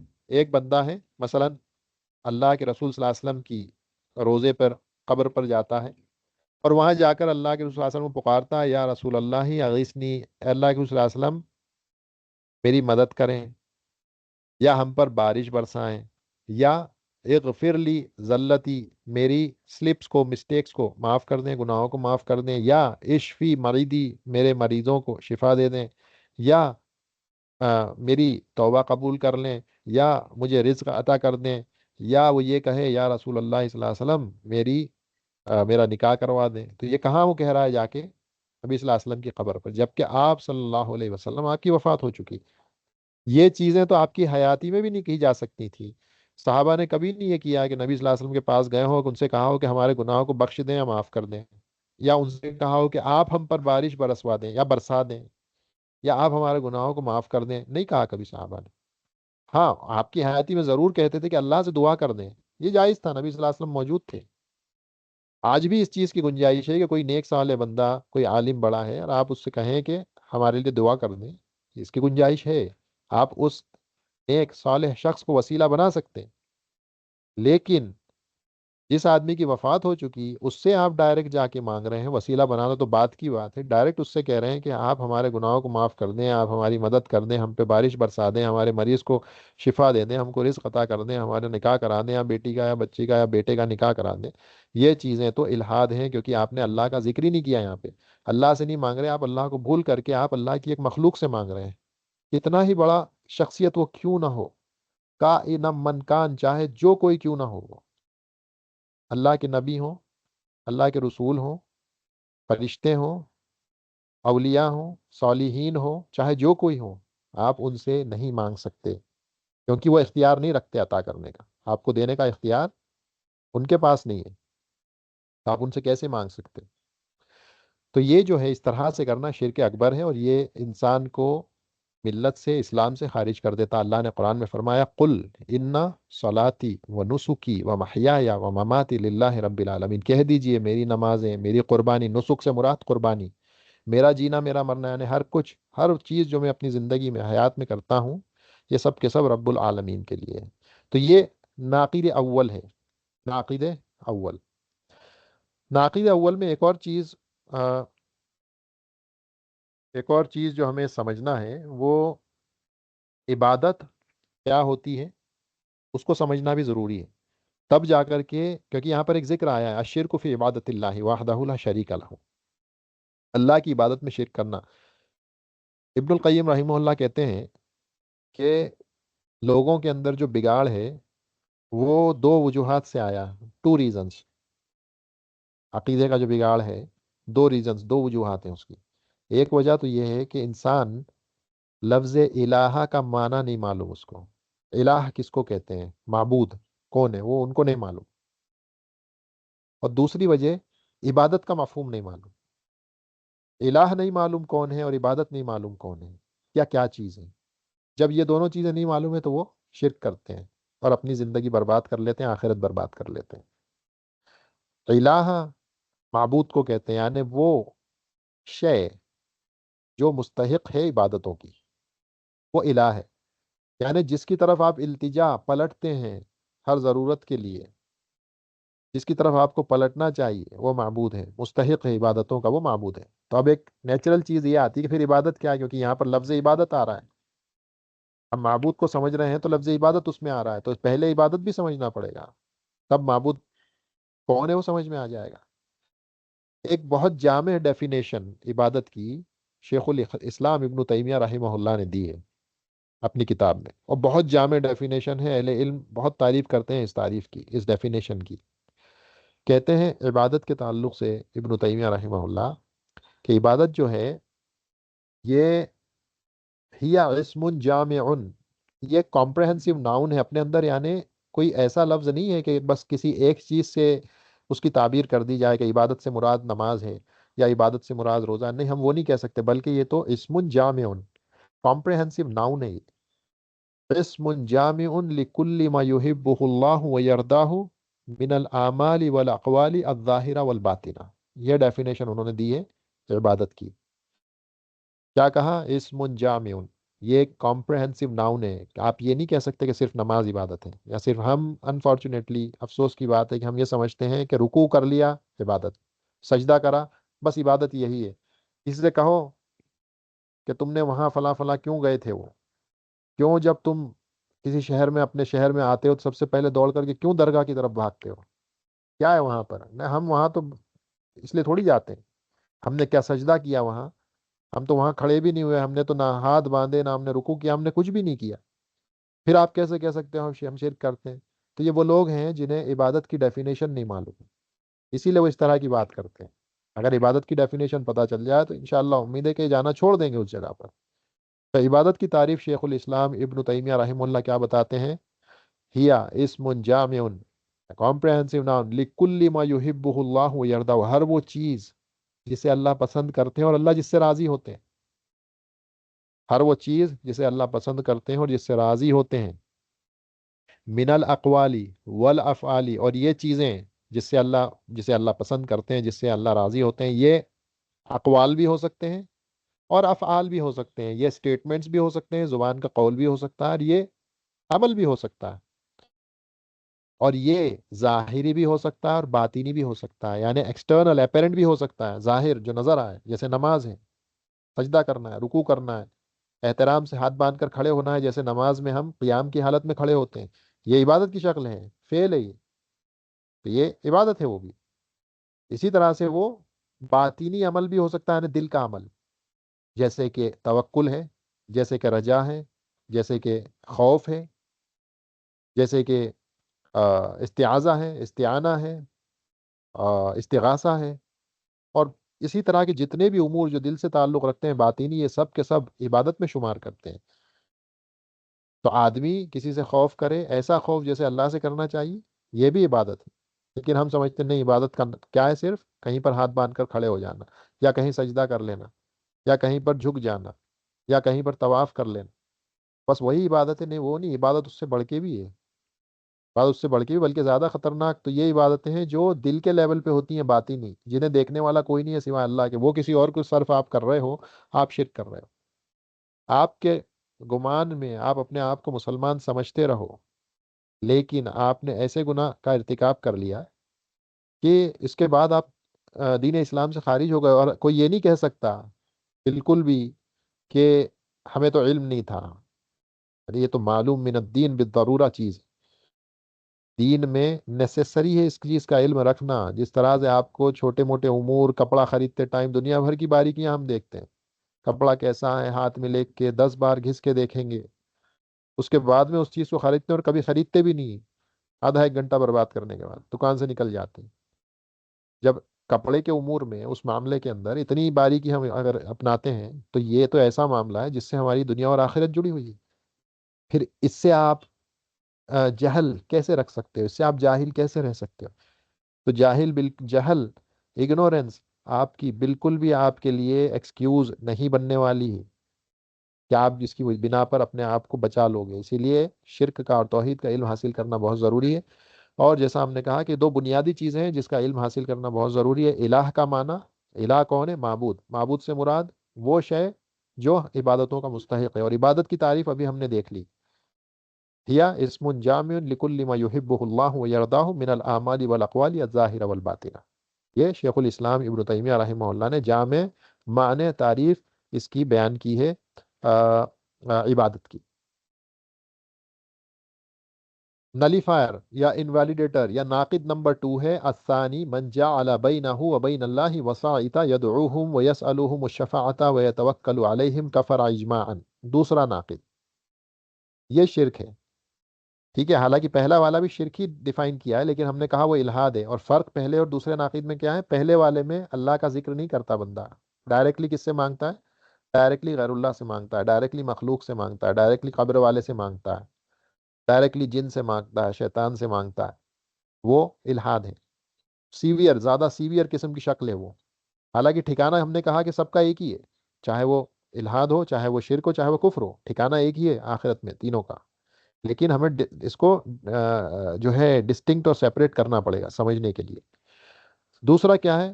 جس نے من جعل بینہ و بین اللہ، جس نے اپنے اور اللہ کے درمیان میں وسائط، اب یہ بات آ گئی انٹرمیڈیریز کی، واسطہ، اپنے اور اللہ کے درمیان کسی کو واسطہ بنایا، انٹرمیڈیری بنایا، لنک بنایا، یدعوہم ویسألوہم الشفاعۃ ویتوکل علیہم کفر اجماع، واسطہ بنایا۔ کیسے واسطہ بنایا؟ یا تو اسے پکار کر کے، اسے پکارا، اس سے دعا کی، یدعوہم زبان سے، یا یسألوہم الشفاعۃ، یا اس سے شفاعت کا سوال کیا۔ شفاعت کیا ہے؟ شفاعت سے مراد کہ بات جیسے ابھی تھوڑی سی اور آگے جائیں گے تو آئے گی کہ کسی کو سفارشی بنا دینا کہ تم ہماری سفارش کر دو فلاں سے۔ یہ شفاعت جو ہے، یہ لفظ شفع سے آتا ہے، جس کا معنی ہوتا ہے ایون نمبر، آڈ ایون ہوتا ہے نا، وطر اور شفع، یہ شفع ایون کو کہتے ہیں۔ اسے شفاعت کو شفاعت کیوں کہا جاتا ہے؟ کیونکہ یہ آدمی اپنے ساتھ کسی کو لے لیتا ہے، اپنے ساتھ اکیلا ہے، سنگل ہے، وہ اپنے ساتھ کسی کو لے لیتا ہے تو وہ پیئر بن جاتے ہیں۔ وہ لینے کا مراد کیا ہوتی ہے کسی کو اپنے ساتھ؟ کہ جو دوسرا والا ہے اس سے کہتا ہے کہ تو فلاں کو اچھے سے پہچانتا ہے تو ذرا اس کے سامنے ہماری سفارش کر دینا، ہمارا کام ہو جائے گا۔ دنیاوی امور میں ایسا ہوتا ہے تو لوگ اس پر قیاس کرتے ہوئے کہتے ہیں اچھا تم دنیا میں نہیں جاتے کیا؟ بڑے رئیس، کہیں رئیس سے مراد کوئی لیڈر ہے، کوئی چیف ہے، کوئی منسٹر ہے، کوئی بادشاہ ہے، سلطان ہے، جب اس کے پاس جاتے ہو تو کیا ڈائریکٹ چلے جاتے ہو؟ کسی کو لے کے جاتے ہو نا؟ جب دنیا میں یہ معاملہ چلتا ہے تو آخرت میں کیوں نہیں چلے گا؟ تو اسی لیے ہم بھی سفارشیوں کو اپوائنٹ کرتے ہیں، ہمارے لیے سفارشی بناتے ہیں کہ فلاں سے آ، اللہ کے سامنے جب ہمیں کچھ اپنی بات رکھنی ہے تو ہم وہ سفارشی سے رکھتے ہیں، کیونکہ امید ہے کہ اللہ اس کی سنیں گے، ہماری نہیں سنیں گے۔ یہ یہ تکذیب ہے، یہ جھٹلانا ہے قرآن کو، قرآن کی آیتوں کو، نبی صلی اللہ علیہ وسلم کی احادیث کو جھٹلانا ہے۔ اللہ قرآن میں کیا کہتے ہیں؟ اللہ قرآن میں کتنی مرتبہ اللہ نے اس بات کو فرمایا کہ ڈائریکٹلی مجھ سے مانگو۔ اللہ کے انبیاء نے مثالیں موجود ہیں، جب مانگا تو ڈائریکٹ اللہ سے مانگا، کسی کو وسیلہ نہیں بنایا ہے، چاہے نوح علیہ السلام ہو، صالح علیہ السلام ہو، ابراہیم علیہ السلام، امام الانبیاء دیکھیں آپ ان کو، آ، مانگا تو صرف اور صرف اللہ سے مانگا، کسی کو بیچ میں اپنا واسطہ نہیں بنایا۔ یہاں پر ہم کسی اور کو واسطہ بناتے ہیں، اسے کہتے ہیں تو سفارش کر اللہ سے۔ کیوں؟ کیونکہ تو اللہ کی نظر میں ہمیں ایسا لگتا ہے کہ تو نیک بندہ ہے۔ تو یس الحم الشفاعت و یتوکل علیہم، اور پھر وہ توکل کرتا ہے ان غیر اللہ پر، جن سے وہ مانگتا ہے ان پر توکل بھی کرتا ہے۔ تو کہتے ہیں آخر میں حکم کیا ہے ان پر؟ کفرا اجماعن، ایسے آدمی نے کیا کیا؟ کفر کیا بالاجماع۔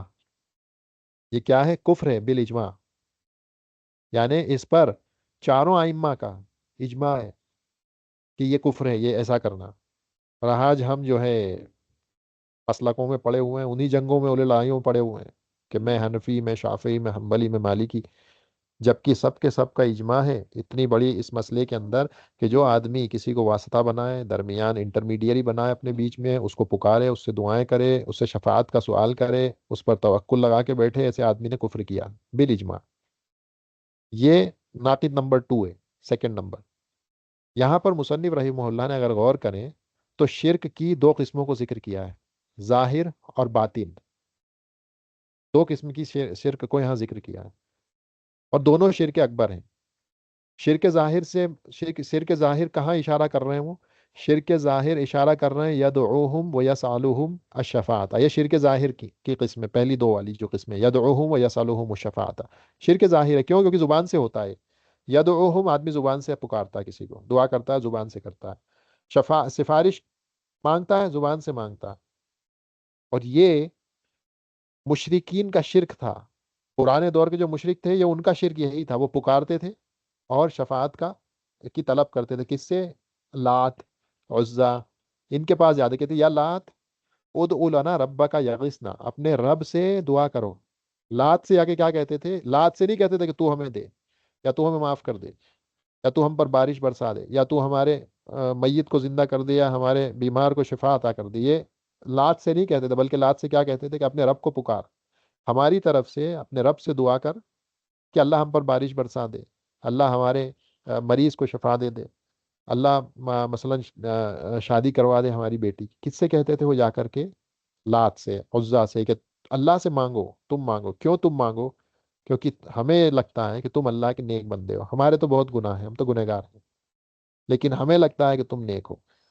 تو یہ زیادہ امید ہے، چانسز زیادہ ہے کہ اللہ تمہاری سنے گا، ہماری نہیں سنے گا. تو یہ شرک کی کون سی قسم ہے؟ ظاہر. یدعوہم ویسألہم الشفاعۃ.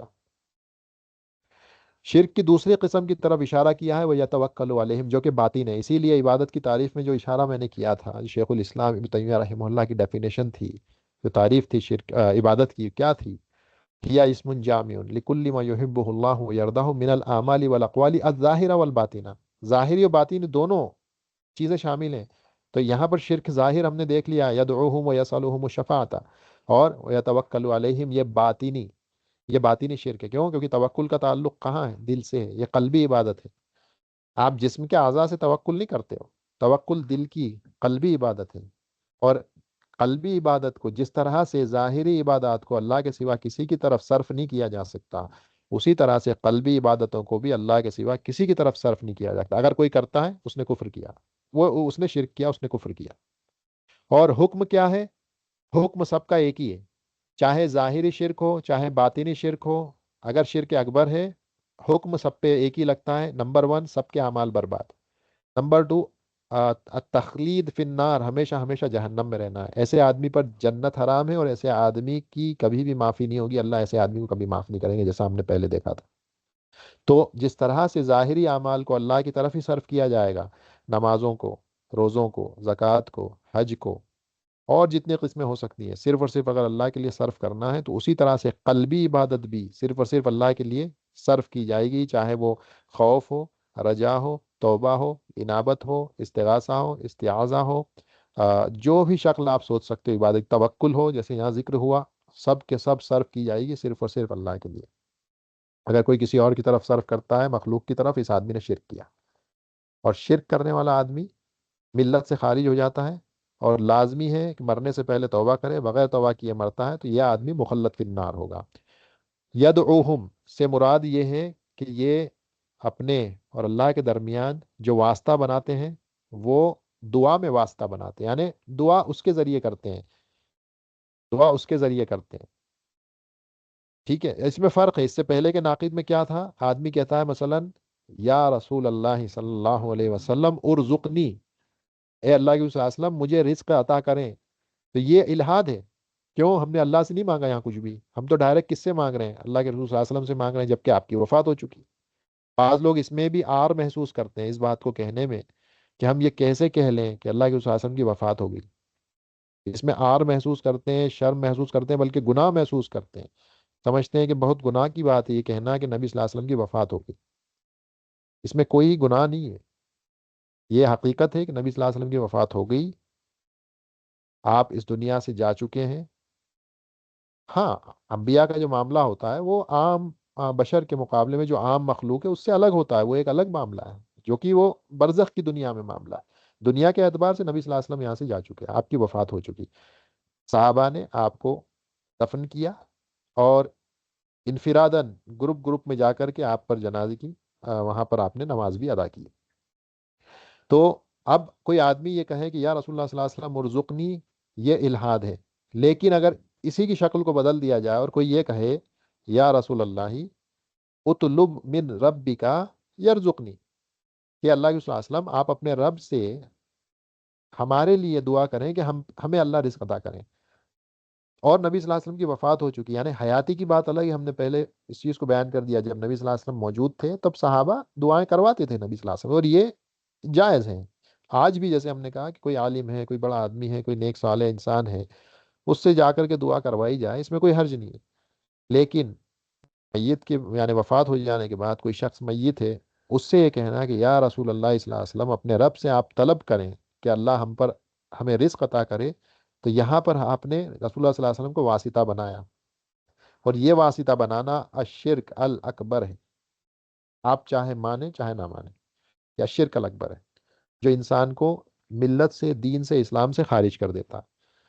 اب یہاں پہ آپ نام چاہے چینج کر لیں، آپ یا بدوی کہہ لیں اور دعا کچھ اور اس میں ایڈ کر لیں، کیا یا بدوی اسأل ربک ان یزوج بنتی، یا بدوی، یا عبد القادر الجیلانی، یا الحسین، یا الحسن، یا فاطمہ، یا علی. اور اس کے بعد دعائیں آپ کچھ بھی اس میں جوڑیں کہ اپنے رب سے دعا کر دیں ہماری شادی ہو جائے، اپنے رب سے دعا کریں ہمارے مریض کو شفا مل جائے، اور اپنے رب سے دعا کر دیں کہ ہمیں رزق مل جائے. یہ ساری جو چیزیں ہیں یہ شرک کی شکلیں ہیں، اور یہ الشرک الاکبر ہے جو انسان کو ملت سے، دین سے، اسلام سے خارج کر دیتا ہے. زکریا علیہ السلام کا معاملہ دیکھیں، کیا انہوں نے کسی کو واسطہ بنایا جب دعا کی اولاد کے لیے؟ ربی حب لی من لدنک ذریۃ طیبۃ انک سمیع الدعاء فنادته الملائکۃ وهو قائم یصلی فی المحراب ان اللہ یبشرک بیحییٰ. ڈائریکٹ امیڈیٹلی دعا قبول ہوئی. دعا کی ابھی تو کہ اللہ اے رب، ربی ڈائریکٹ دعا کر رہے ہیں اللہ سے، حبلی مجھے عطا کریں اپنی جانب سے، خاص طور سے ایک طیب صالح اولاد. کیوں؟ انک سمیع الدعاء، تو ہی ہے جو دعاؤں کو سننے والا ہے، یعنی اس کو جواب دینے والا، اس کو قبول کرنے والا صرف اللہ. جانتے ہیں دعا کر رہے ہیں ڈائریکٹ اللہ سے، کسی کو واسطہ بنایا نہیں بنایا. فوراً جواب آتا ہے. اسی کی اگلی آیت میں preceded with فا، یعنی پہلے فا ہے، آیت کے بالکل شروعات میں، بگننگ میں فا ہے. فنادت الملائکۃ. جو لوگ عربی گرامر پڑھ رہے ہیں یا پڑھتے ہیں ان کو معلوم ہوگا کہ فا جو ہے یہ حرف عطف ہے، کنجنکشن ہے یہ عربی کا. جیسے انگلش میں ہوتا ہے اینڈ وغیرہ، دین، اینڈ دین، یہ جو آتے ہیں اسی طرح سے عربی میں یہ آتا ہے. واو آتا ہے، واو، فا آتا ہے، یہ ثم آتا ہے. یہ فا جو آتا ہے کہتے ہیں یہ تعقیب کے لیے اور ترتیب کے لیے آتا ہے عربی میں. لت ترتیب و تعقیب. کیا معنی ہے؟ یعنی معنی یہ ہے کہ امیڈیٹلی جو اس سے پہلے والی جو بات ہے اس کے فوراً بعد یہ چیز ہوئی جس کو ذکر بھی کیا جا رہا ہے. یعنی ادھر دعا کر کے ہٹے اور اس کے بعد امیڈیٹلی جو ہوا یہ ہوا. فنادت الملائکۃ، کہ فوراً ملائکہ نے آواز لگائی، پکار، فرشتے آئے اور انہوں نے پکار لگائی ان کو، جبکہ وہ کھڑے محراب میں نماز ادا کر رہے تھے. کیا پکار لگائی فرشتوں نے؟ ان اللہ یبشرک بیحییٰ، اللہ تمہیں خوشخبری دیتے ہیں یحییٰ نام کے بیٹے کی، شخص کی. امیڈیٹ دعا قبول ہوئی کہ نہیں ہوئی؟ اللہ سے مانگی اور ہوئی دعا قبول. اسی طرح سے کئی مقامات پر آپ قرآن میں دیکھیں گے. موسیٰ علیہ السلام کا معروف مشہور واقعہ، ایجپٹ سے، مصر سے، فرعون سے بچ کر کے بھاگ رہے ہیں، وہ قتل ہو گیا، غلطی سے مکہ مار دیا اس کو، مر گیا وہ آدمی فرعون کی پارٹی کا، ایک مکہ گھسا مارا اس وہ مر گیا وہ. اب وہ بھاگے وہاں سے، کسی نے آ کے خبر دی، جو فرعون کی آ، قوم کا آدمی تھا جس نے اسلام قبول کر لیا تھا، رجل مومن، جس کا ذکر سورہ غافر میں 40 نمبر کے سورے میں آتا ہے، آ کر خبر دی کہ تم نکلو یہاں سے، تمہیں ڈھونڈ رہے ہیں لوگ مارنے کے لیے. آ کر خبر دیتے ہیں، موسیٰ علیہ السلام وہاں سے نکلتے ہیں، دعا کرتے ہیں کہ اللہ مجھ سے جو ہے ایک ایسا عمل ہو گیا جو شیطان کا عمل ہے، یہ تو شیطانی کام ہے. اللہ اور دعا کرتے ہیں اللہ سے کہ مجھے، اللہ فوراً فا کے ساتھ جواب دیتے ہیں کہ مغفرت کر. اور اس ٹائم تو موسیٰ علیہ السلام نبی بھی نہیں بنائے گئے تھے، نبی بھی نہیں بنائے گئے تھے اس ٹائم، اس کے بعد بنے وہ. مدین پہنچ کر کے پھر وہاں نکاح ہوتا ہے، اس کے بعد وہ واپس آتے ہیں، 7 سال یا 10 سال کا وقفہ وہاں گزار کے مدین میں راستے میں آ رہے ہوتے ہیں، تب جا کر کے نبی بنائے جاتے ہیں. تو وہ معاف تو اللہ نے پہلے کر دیا تھا. تو اللہ پکار سنی نا اللہ نے موسیٰ علیہ السلام کی، تب تو نبی بھی نہیں تھے.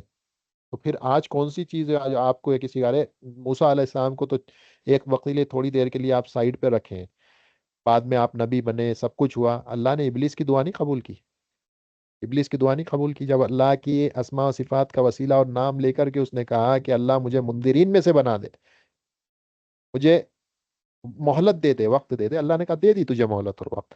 جب اللہ ابلیس کی دعا سن سکتے ہیں تو بھائی آپ کی اور ہماری دعا اللہ کیوں نہیں سنیں گے؟ اگر ڈائریکٹ مانگیں گے تو ڈائریکٹ مانگو اللہ سے. ابراہیم علیہ السلام، رب اجعل ھذا بلدا آمنا، اے اللہ اس جگہ کو، اس بلد کو امن والا بلد، جگہ بنا دینا. ڈائریکٹ دعا مانگ رہے ہیں. تو آج پھر کسی کو آپ واسطہ بنا کر دعا مانگتے ہو تو آپ مخالفت کر رہے ہو. یہ آئیڈلس ہیں ہمارے، انبیاء ہمارے لیے آئیڈلس ہیں. ان کی زندگی کو چھانو، ان کی زندگی کو کھنگالو، آپ پائیں گے. یہاں تو 2 ہی مثالیں ہیں، زکریا علیہ السلام، ابراہیم علیہ السلام، موسیٰ علیہ السلام کا واقعہ. اللہ کے رسول صلی اللہ علیہ وسلم کی زندگی بھری ہوئی ہے. سیرت کا مطالعہ کریں، آپ کو یہی ملے گا کہ کبھی بھی غیر اللہ کو نہیں پکارا، صرف اور صرف اللہ سے دعا کی، صرف اور صرف اللہ کے سامنے ہاتھ اٹھائے. تو اگر آج کوئی واسطہ بناتا ہے اپنے اور اللہ کے درمیان کسی کو، تو اس نے الشرک الاکبر کیا، شرک الاکبر کیا. اور سب سے بڑا شرک انسان جو جانے انجانے میں ارتکاب جس کا کرتا ہے وہ دعاؤں میں شرک کرنا، پتہ ہی نہیں چلتا اس کو کس سے مانگ رہا ہے. اور پھر مسئلہ وہی آ جاتا ہے کہ اسے یہ نہیں پتا ہے کہ عبادت کی تعریف اور ڈیفینیشن کیا ہے. دعا بھی عبادت ہے، بلکہ دعا تو عین العبادت ہے، دعا عین العبادت ہے. تو آدمی یدعوہم یعنی واسطہ بنا کر کے اس واسطے کو بیچ میں رکھتے ہوئے انٹرمیڈیری بنا کر کے اس سے کہتا ہے کہ اللہ سے مانگ ہمارے بہاف پر، جبکہ وہ شخص دنیا سے وفات پا چکا ہے. یہ الشرک الاکبر ہے، اور اس کی مثالیں چند مثالیں ہم نے دیکھی ہیں. ٹھیک ہے، اور اس کی کچھ قسمیں بھی ہم نے دیکھی ہیں. تو پہلا ہم نے کہا یدعوہم، اللہ کو غیر اللہ کو پکارتا ہے اور اسے وسیلہ بناتا ہے. نمبر 2 سوال الشفاعہ، شفاعت کا سوال کرتا ہے، یعنی سفارش کرنے کی بات کرتا ہے، کسی کو سفارشی بناتا ہے. سفارشی بنانے سے مطلب کیا ہے اور اس میں شرک کیسے ہوتا ہے؟ سفارش کی بھی قسمیں ہوتی ہیں، اور یہ القواعد الاربعہ پڑھیں گے تو وہاں پر بھی شیخ نے اس چیز کو بیان کیا ہے. اور ثلاثۃ الاصول، جو 3 بنیادی اصول ہیں دین کے، من ربو کا، ما دینو کا، من نبیو کا، ان 3 سوالوں کے جواب جو شیخ نے اپنی کتاب میں دیے ہیں، وہاں پر اس شفاعت کو بڑی ڈیٹیل میں ذکر کیا ہے کہ ایک شفاعت جو ہے وہ پازیٹیو شفاعت ہے جو کہ مقبول ہے، اور ایک شفاعت جو ہے وہ نیگیٹو شفاعت ہے، وہ مقبول نہیں ہے، وہ ریجیکٹڈ ہے، وہ بلکہ وہ شرک کی قسم ہے. کیسے؟ مثلا ایک آدمی ہو کہے یا رسول اللہ، آپ یا رسول اللہ اشفع علی، میرے لیے شفاعت کریں. یا یہ کہے آدمی یا رسول اللہ میرے لیے سفارشی بن جائیں آپ، یہ کفر ہے. رسول اللہ صلی اللہ علیہ وسلم کو پکار رہے ہو آپ، اور آپ ڈائریکٹلی ایڈریس کر رہے ہو رسول اللہ صلی اللہ علیہ وسلم کو، جبکہ وہ اس دنیا میں موجود نہیں ہے. دنیا میں ہوتے بھی تو بھی آپ ان سے یہ سفارش نہیں کر سکتے تھے، اور ان کے سامنے یہ پیشکش نہیں رکھ سکتے کہ رسول اللہ صلی اللہ علیہ وسلم آپ میرے لیے سفارشی بن جائیں. جب کوئی شخص آپ کے پاس آتے اور کچھ کہتے کہ میں آپ کا ساتھ چاہتا ہوں جنت میں، صحابی آئے کہنا کہ میں آپ کا ساتھ چاہتا ہوں جنت میں، نبی صلی اللہ علیہ وسلم نے کہا کہ اگر چاہتے ہو تو سجود کی کثرت کرو، سجدوں کی کثرت کرو. سجدوں کی کثرت سے مراد یہ نہیں ہے کہ بس سجدے میں پڑ جاؤ، مراد یہ ہے کہ نمازیں پڑھو کثرت کے ساتھ، کیونکہ نمازیں پڑھو گے تو اس میں سجدے ہیں، یعنی سجدوں کی کثرت کرو، عبادتوں کی کثرت کرو اگر میرا ساتھ چاہتے ہو. کہاں پر؟ جنت میں. یہ نہیں کہا کہ اچھا ٹھیک ہے میں سفارش کر دوں گا تمہاری، نہیں، میری اگر سفارش کے حقدار بننا چاہتے ہو عبادتوں میں کثرت کرو. رسول اللہ صلی اللہ علیہ وسلم نے اپنی حیات میں فرمایا. تو وفات کے بعد کوئی یہ کہے کہ یا رسول اللہ صلی اللہ علیہ وسلم میرے لیے سفارشی بن جائیں، یہ کفر ہے، یہ کفر ہے. تو وَيَسْأَلُهُمُ الشَّفَاعَةَ، شفاعت کی طلب کرنا کسی سے جو کہ میت ہے، اس دنیا میں موجود نہیں ہے، اس کی گنجائش نہیں ہے، بلکہ یہ شرک الاصغر ہے، الشرک الاکبر ہے.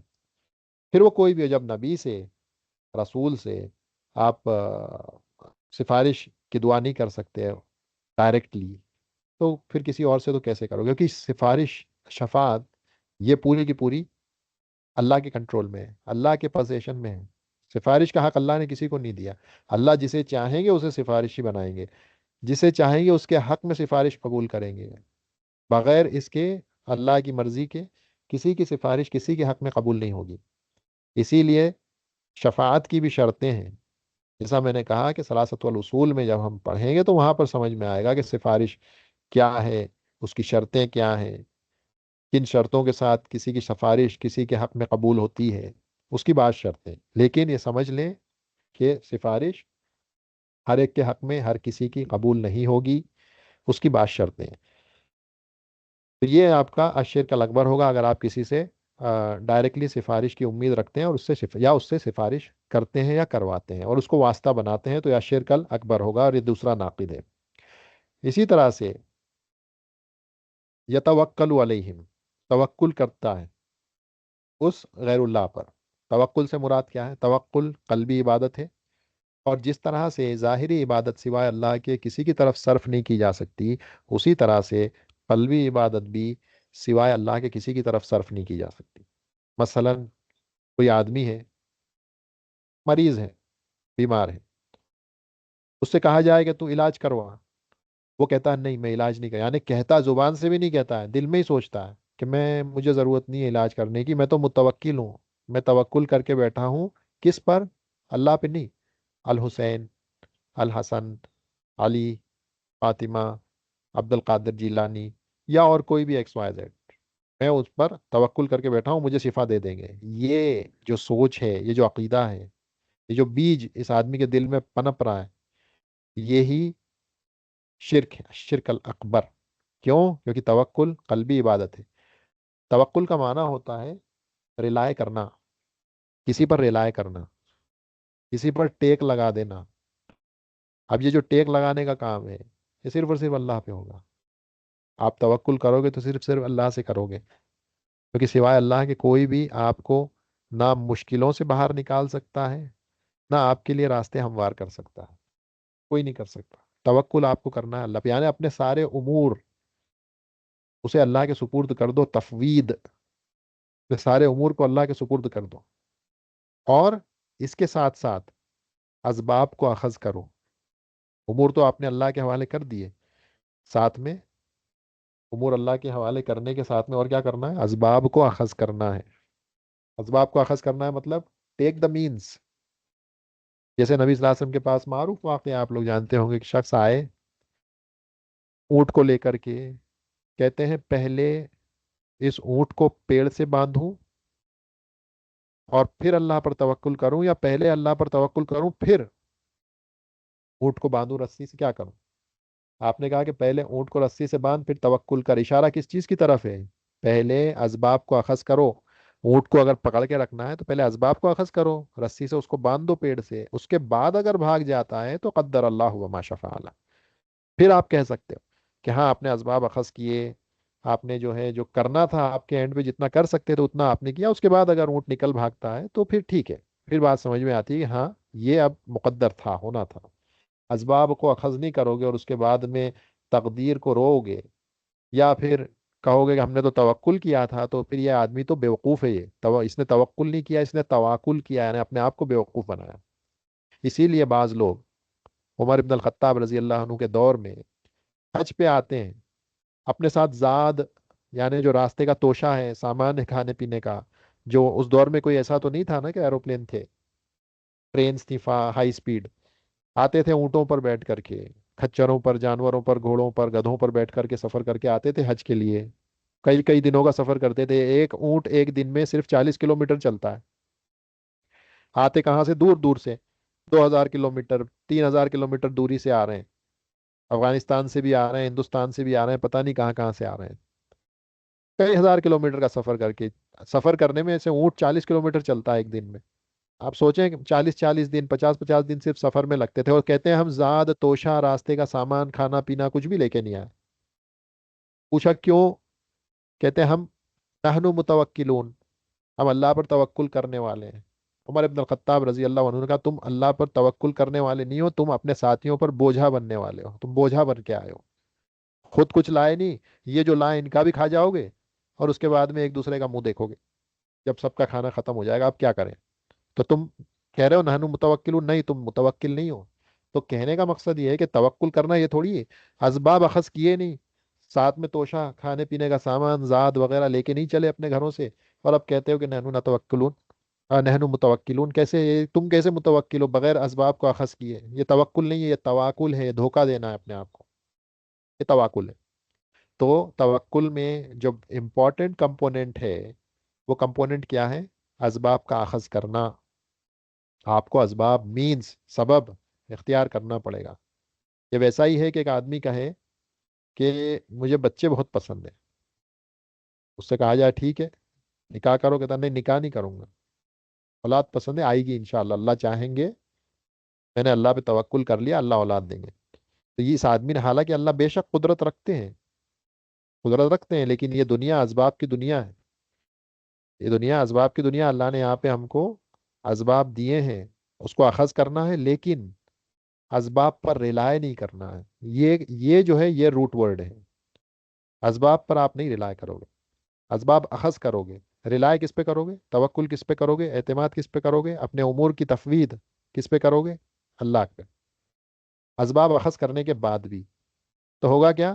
اسباب اخذ کر لیے، اب اس کے بعد اس معاملے کو اللہ پہ چھوڑ دو، اسے کہتے ہیں توکل۔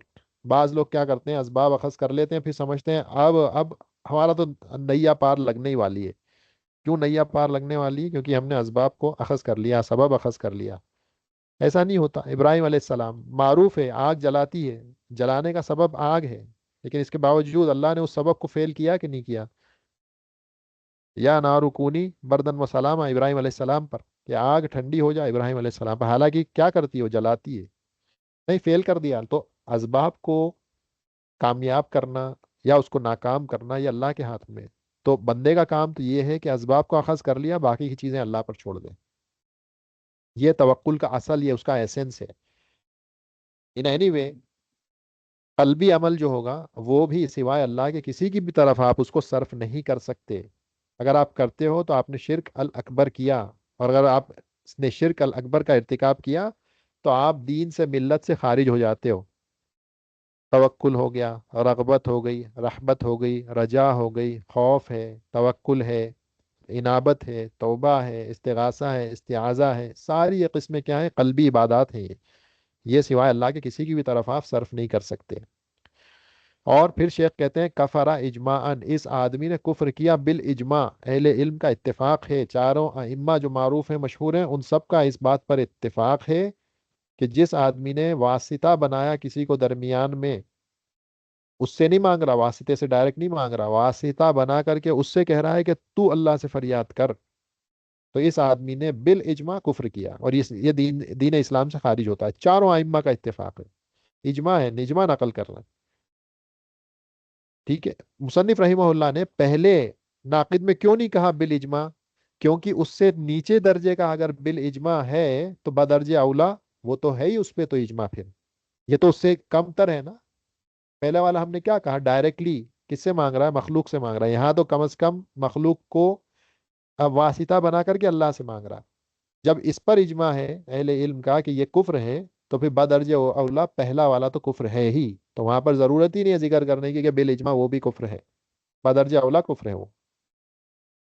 आप देखें मसलन फिqh की किताब, अहनाफ की फिqh की किताब आप उठाएं, कोई भी फिqh की किताब अहनाफ की आप उठाएं, वहां पर एक चैप्टर आता है जहां पर रिद्दत के अहकाम, मुर्तद के अहकाम का जिक्र होता है, बाबुल मुर्तद आता है।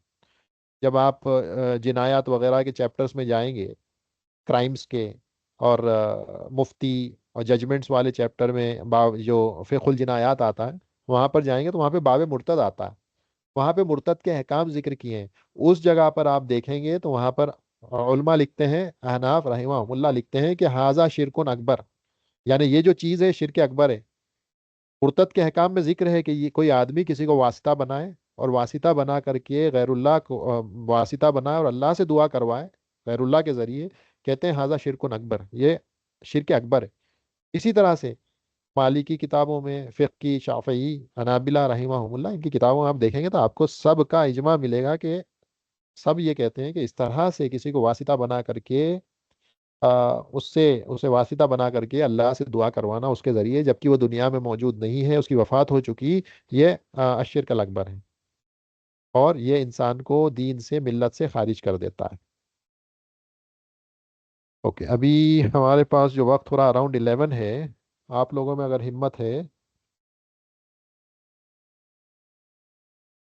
तो इसको हम थोड़ा सा और कंप्लीट करेंगे। ठीक है, क्योंकि आ, दीनी इल्म जो है ना उसके लिए थोड़ा सा अपनी नींदों को भी हमें छोड़ना पड़ता है।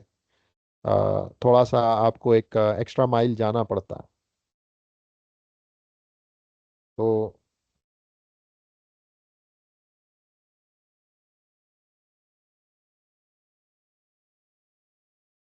क्या कहना चाह रहे हैं आप लोग, इसको रोकें?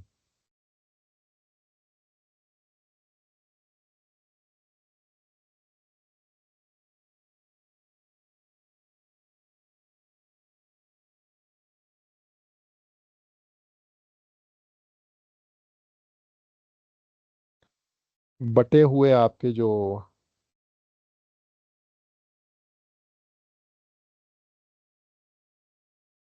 आई थिंक हम ये तीन नंबर का ले सकते हैं, नंबर 3 विल टेक, और उसके बाद इसको रोकते हैं। Okay, let us complete number 3, क्योंकि हमको इसको कंप्लीट भी करना होगा, और जैसे हमने कहा कि इल्म का हासिल करना ये भी इबादत है, तो ये समझें कि जब तक आप यहाँ पर हैं आप एक इबादत में हैं, और اس سے بہتر کیا ہو سکتا ہے کہ آپ لوگ you are in the comfort of your home, اپنے گھروں کے آرام میں صوفے پہ بیڈ پر بیٹھ کر کے آپ یہ سن رہے ہیں.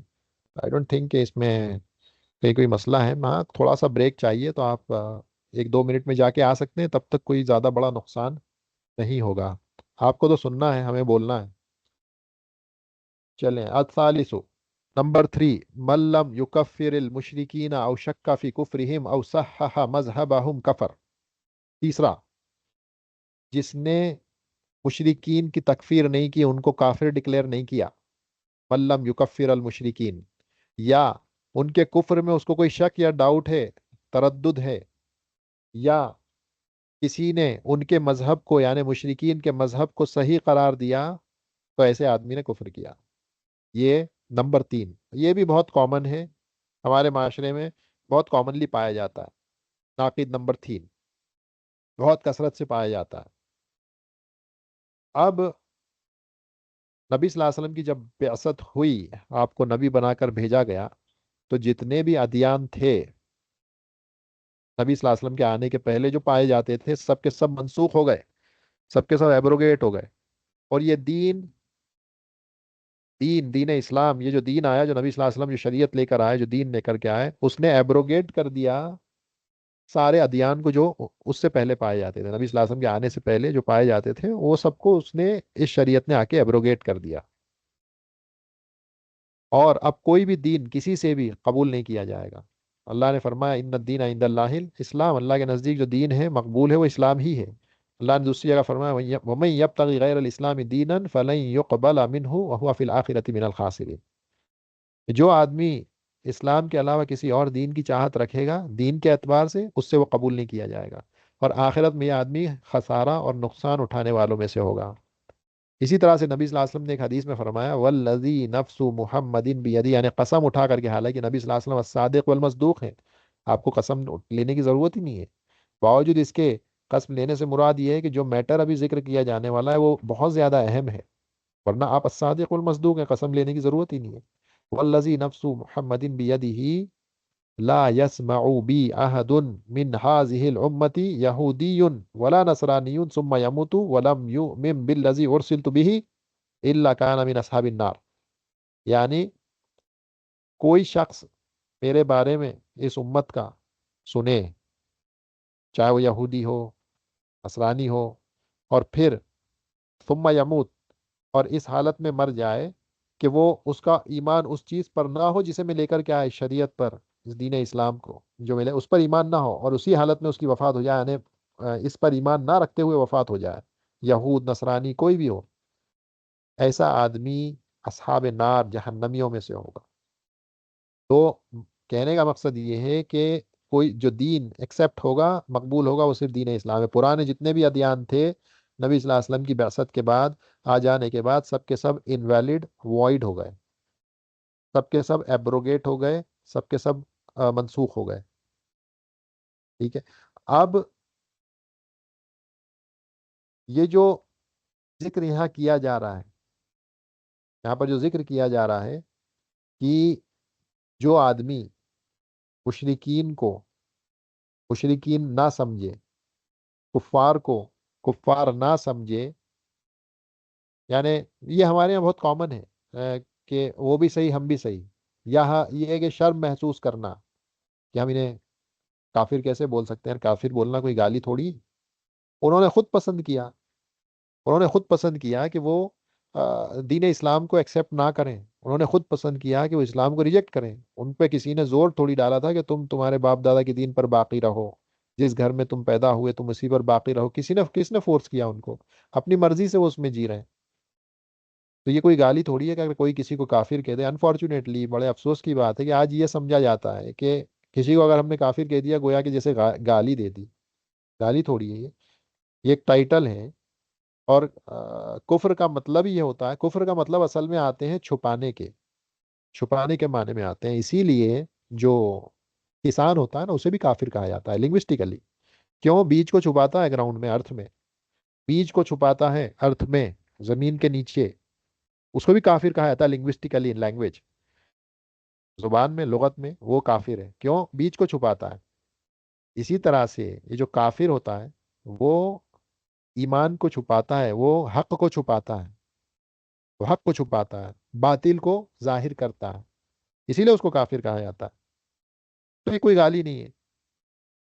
اسی لیے ایک شخص ہے جو اللہ میں ایمان نہیں رکھتا ہے، جو اللہ کے ساتھ شرک کرتا ہے، اس کو مشرک کہنے میں یا کافر کہنے میں اس میں کوئی حرج نہیں ہے۔ اللہ نے کئی جگہوں پر ایڈریس کیا یا یوہل کافرون، کافروں کو کافر کہہ کر کے ایڈریس کیا، کیونکہ ان کی بائی چوائس انہوں نے پسند کیا کہ ہم اللہ میں کفر کریں گے۔ جب تم نے بائی چوائس پسند کیا کہ اللہ میں کفر کرو گے تو تم کو ٹائٹل مل گیا کافرین کا، حالانکہ تم میں کسی نے روکا نہیں تھا، تم پر کسی نے فورس نہیں کیا تھا کہ تم ایمان مت لاؤ، تم اسلام قبول مت کرو، کسی پر بھی فورس نہیں کیا گیا۔ اللہ نے آپشنز دیے، چوائس دی، راستے دکھا دیے، کامیابی کا راستہ بتا دیا، ناکامی کا راستہ بتا دیا، آ، آپ کو ریوارڈز بتا دیے کہ آپ اگر ایمان لاؤ گے تو آپ کے لیے جنتیں ہیں، آپ اگر کفر کرو گے آپ کے لیے جہنم ہے۔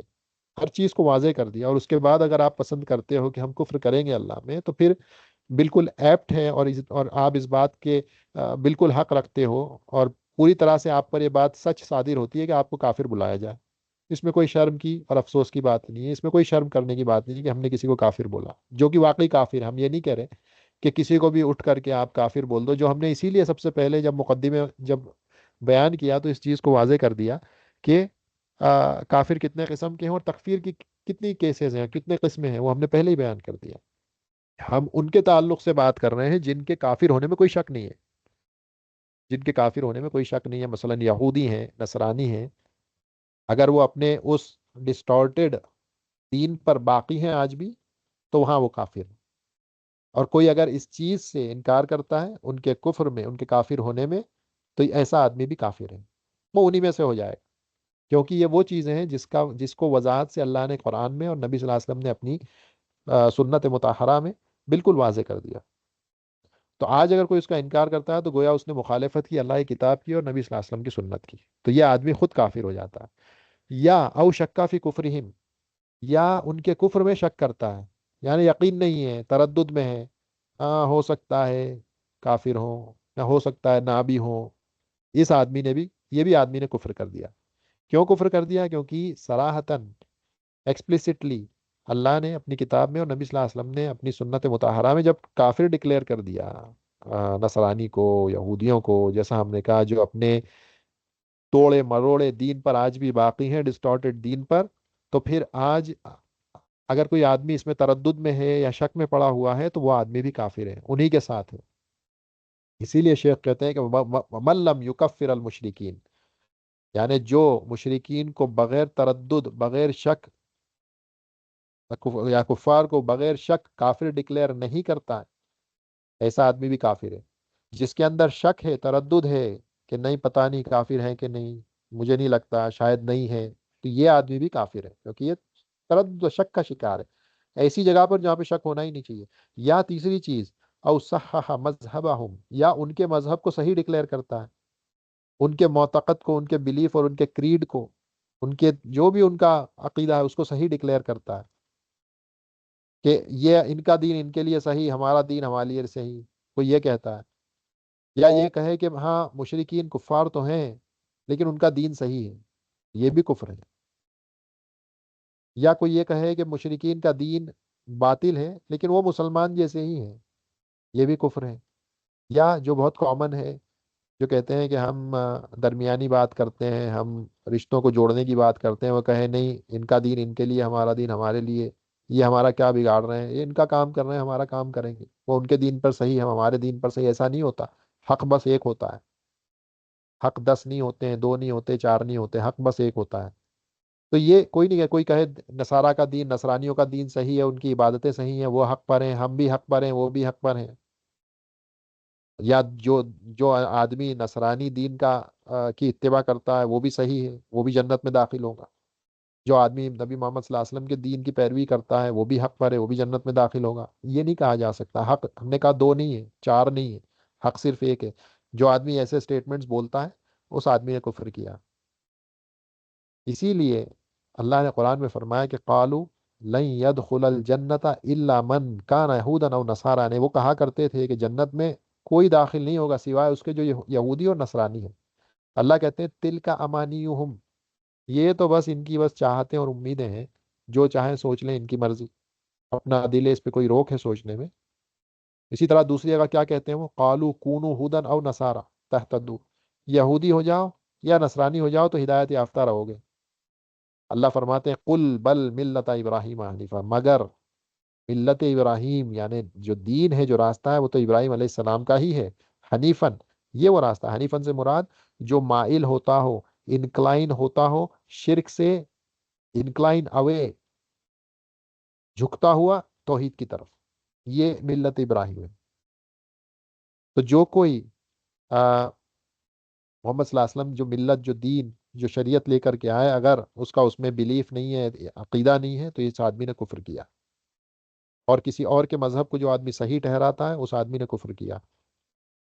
اسی لیے اللہ نے قرآن میں فرمایا کہ اگر دین میں داخل ہونا ہے تو آدھے ادھورے نہیں، تردد کے ساتھ نہیں، پورے پورے داخل ہو۔ یا ایھا الذین آمنوا ادخلوا فی السلم کافہ، فی السلم فی الاسلامی، اسلام میں پورے کے پورے اور سب کے سب داخل ہو۔ ولا تتبعوا خطوات الشیطان، شیطان کے فٹ سٹیپس پر، اس کے قدموں پر نہ چلو۔ کیوں؟ کیونکہ نبی صلی اللہ علیہ وسلم کو تو بشیر و نذیر بنا کر کے، رسولوں کو اللہ بھیجتے ہی اس لیے ہیں کہ بشیر و نذیر بنا کر کے، خوشخبری دینے والا اور ڈرانے والا بنا کر کے اللہ بھیجتے ہیں۔ وما ارسلناک الا کافۃ للناس، نبی صلی اللہ علیہ وسلم کو تو ساری انسانیت کے لیے بھیجا تھا، انسان ہو چاہے جن ہو، وما ارسلناک الا کافۃ للناس بشیرا و نذیرا، تو بشیر و نذیر بنا کے بھیجا سبھی کے لیے، چاہے عجمی ہو، چاہے عربی ہو، چاہے جن ہو، چاہے انسان ہو، سبھی کے لیے۔ تو جب سبھی کے لیے ہیں، اس کا مطلب اب آخری دین سبھی کے لیے ہے، اور وہ آخری دین ناسخ بن کے آیا اور سبھی کو منسوخ کر دیا۔ بلکہ آخری زمانے میں عیسیٰ علیہ السلام بھی جب آئیں گے تو اسی شریعت کو فالو کریں گے، نبی صلی اللہ علیہ وسلم کی۔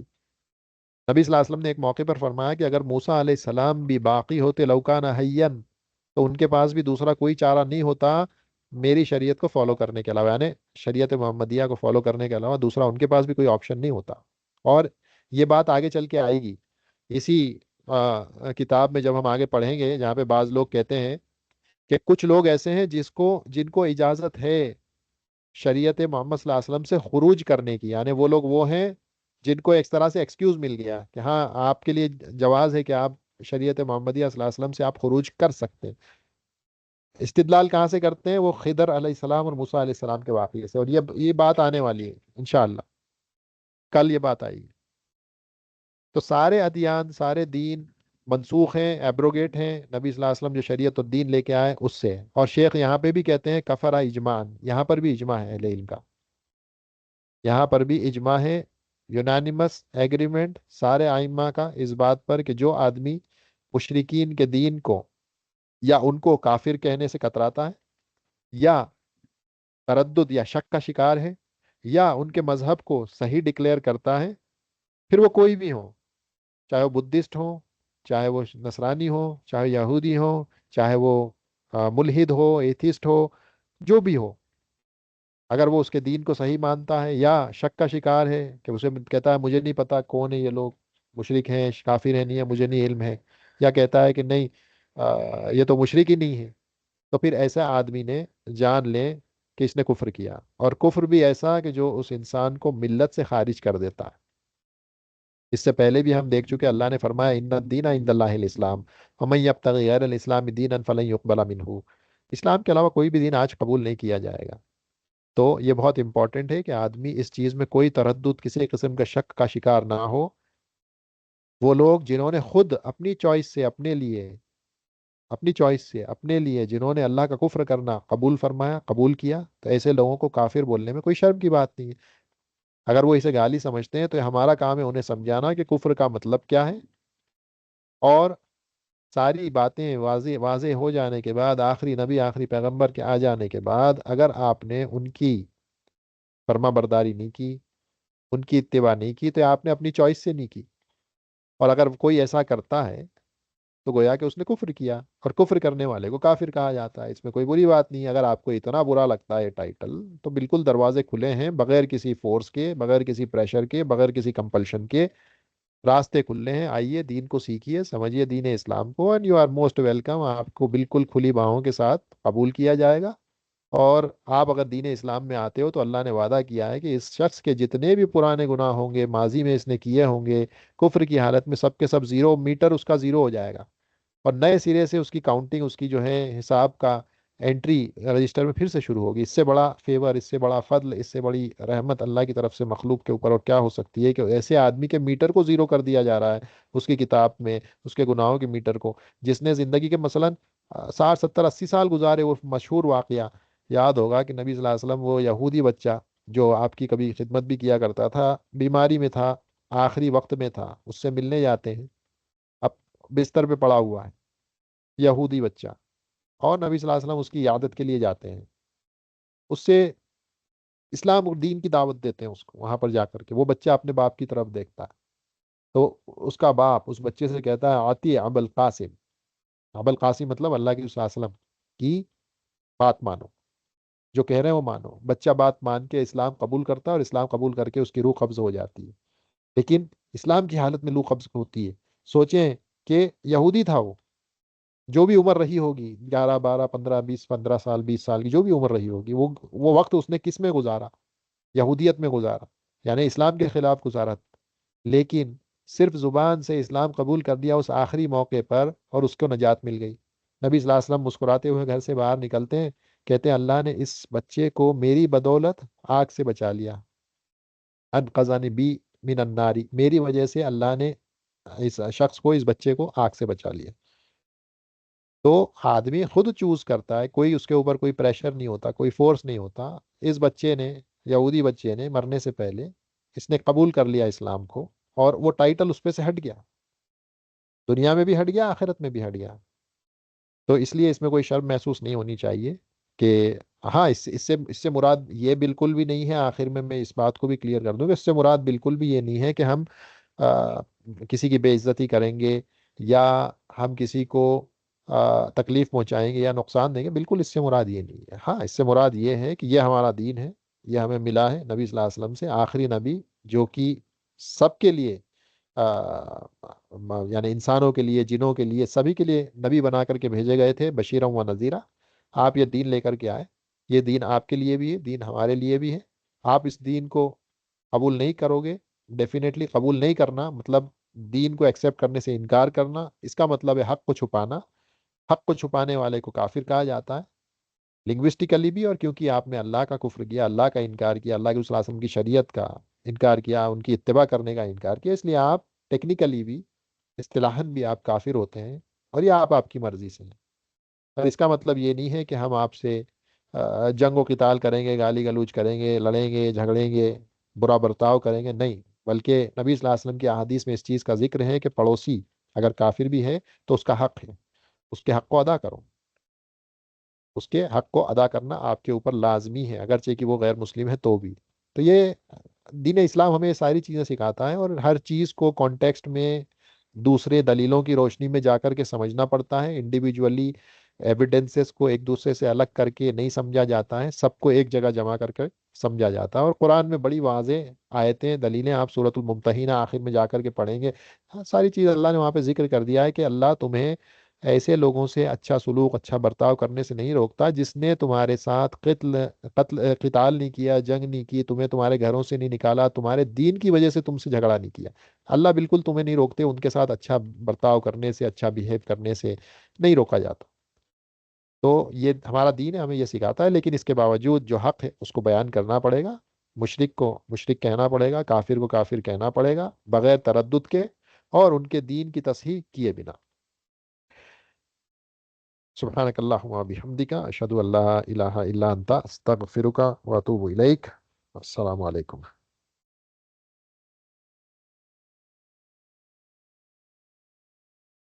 چلیے جی، تو یہ الحمدللہ آج کا ہمارا سیشن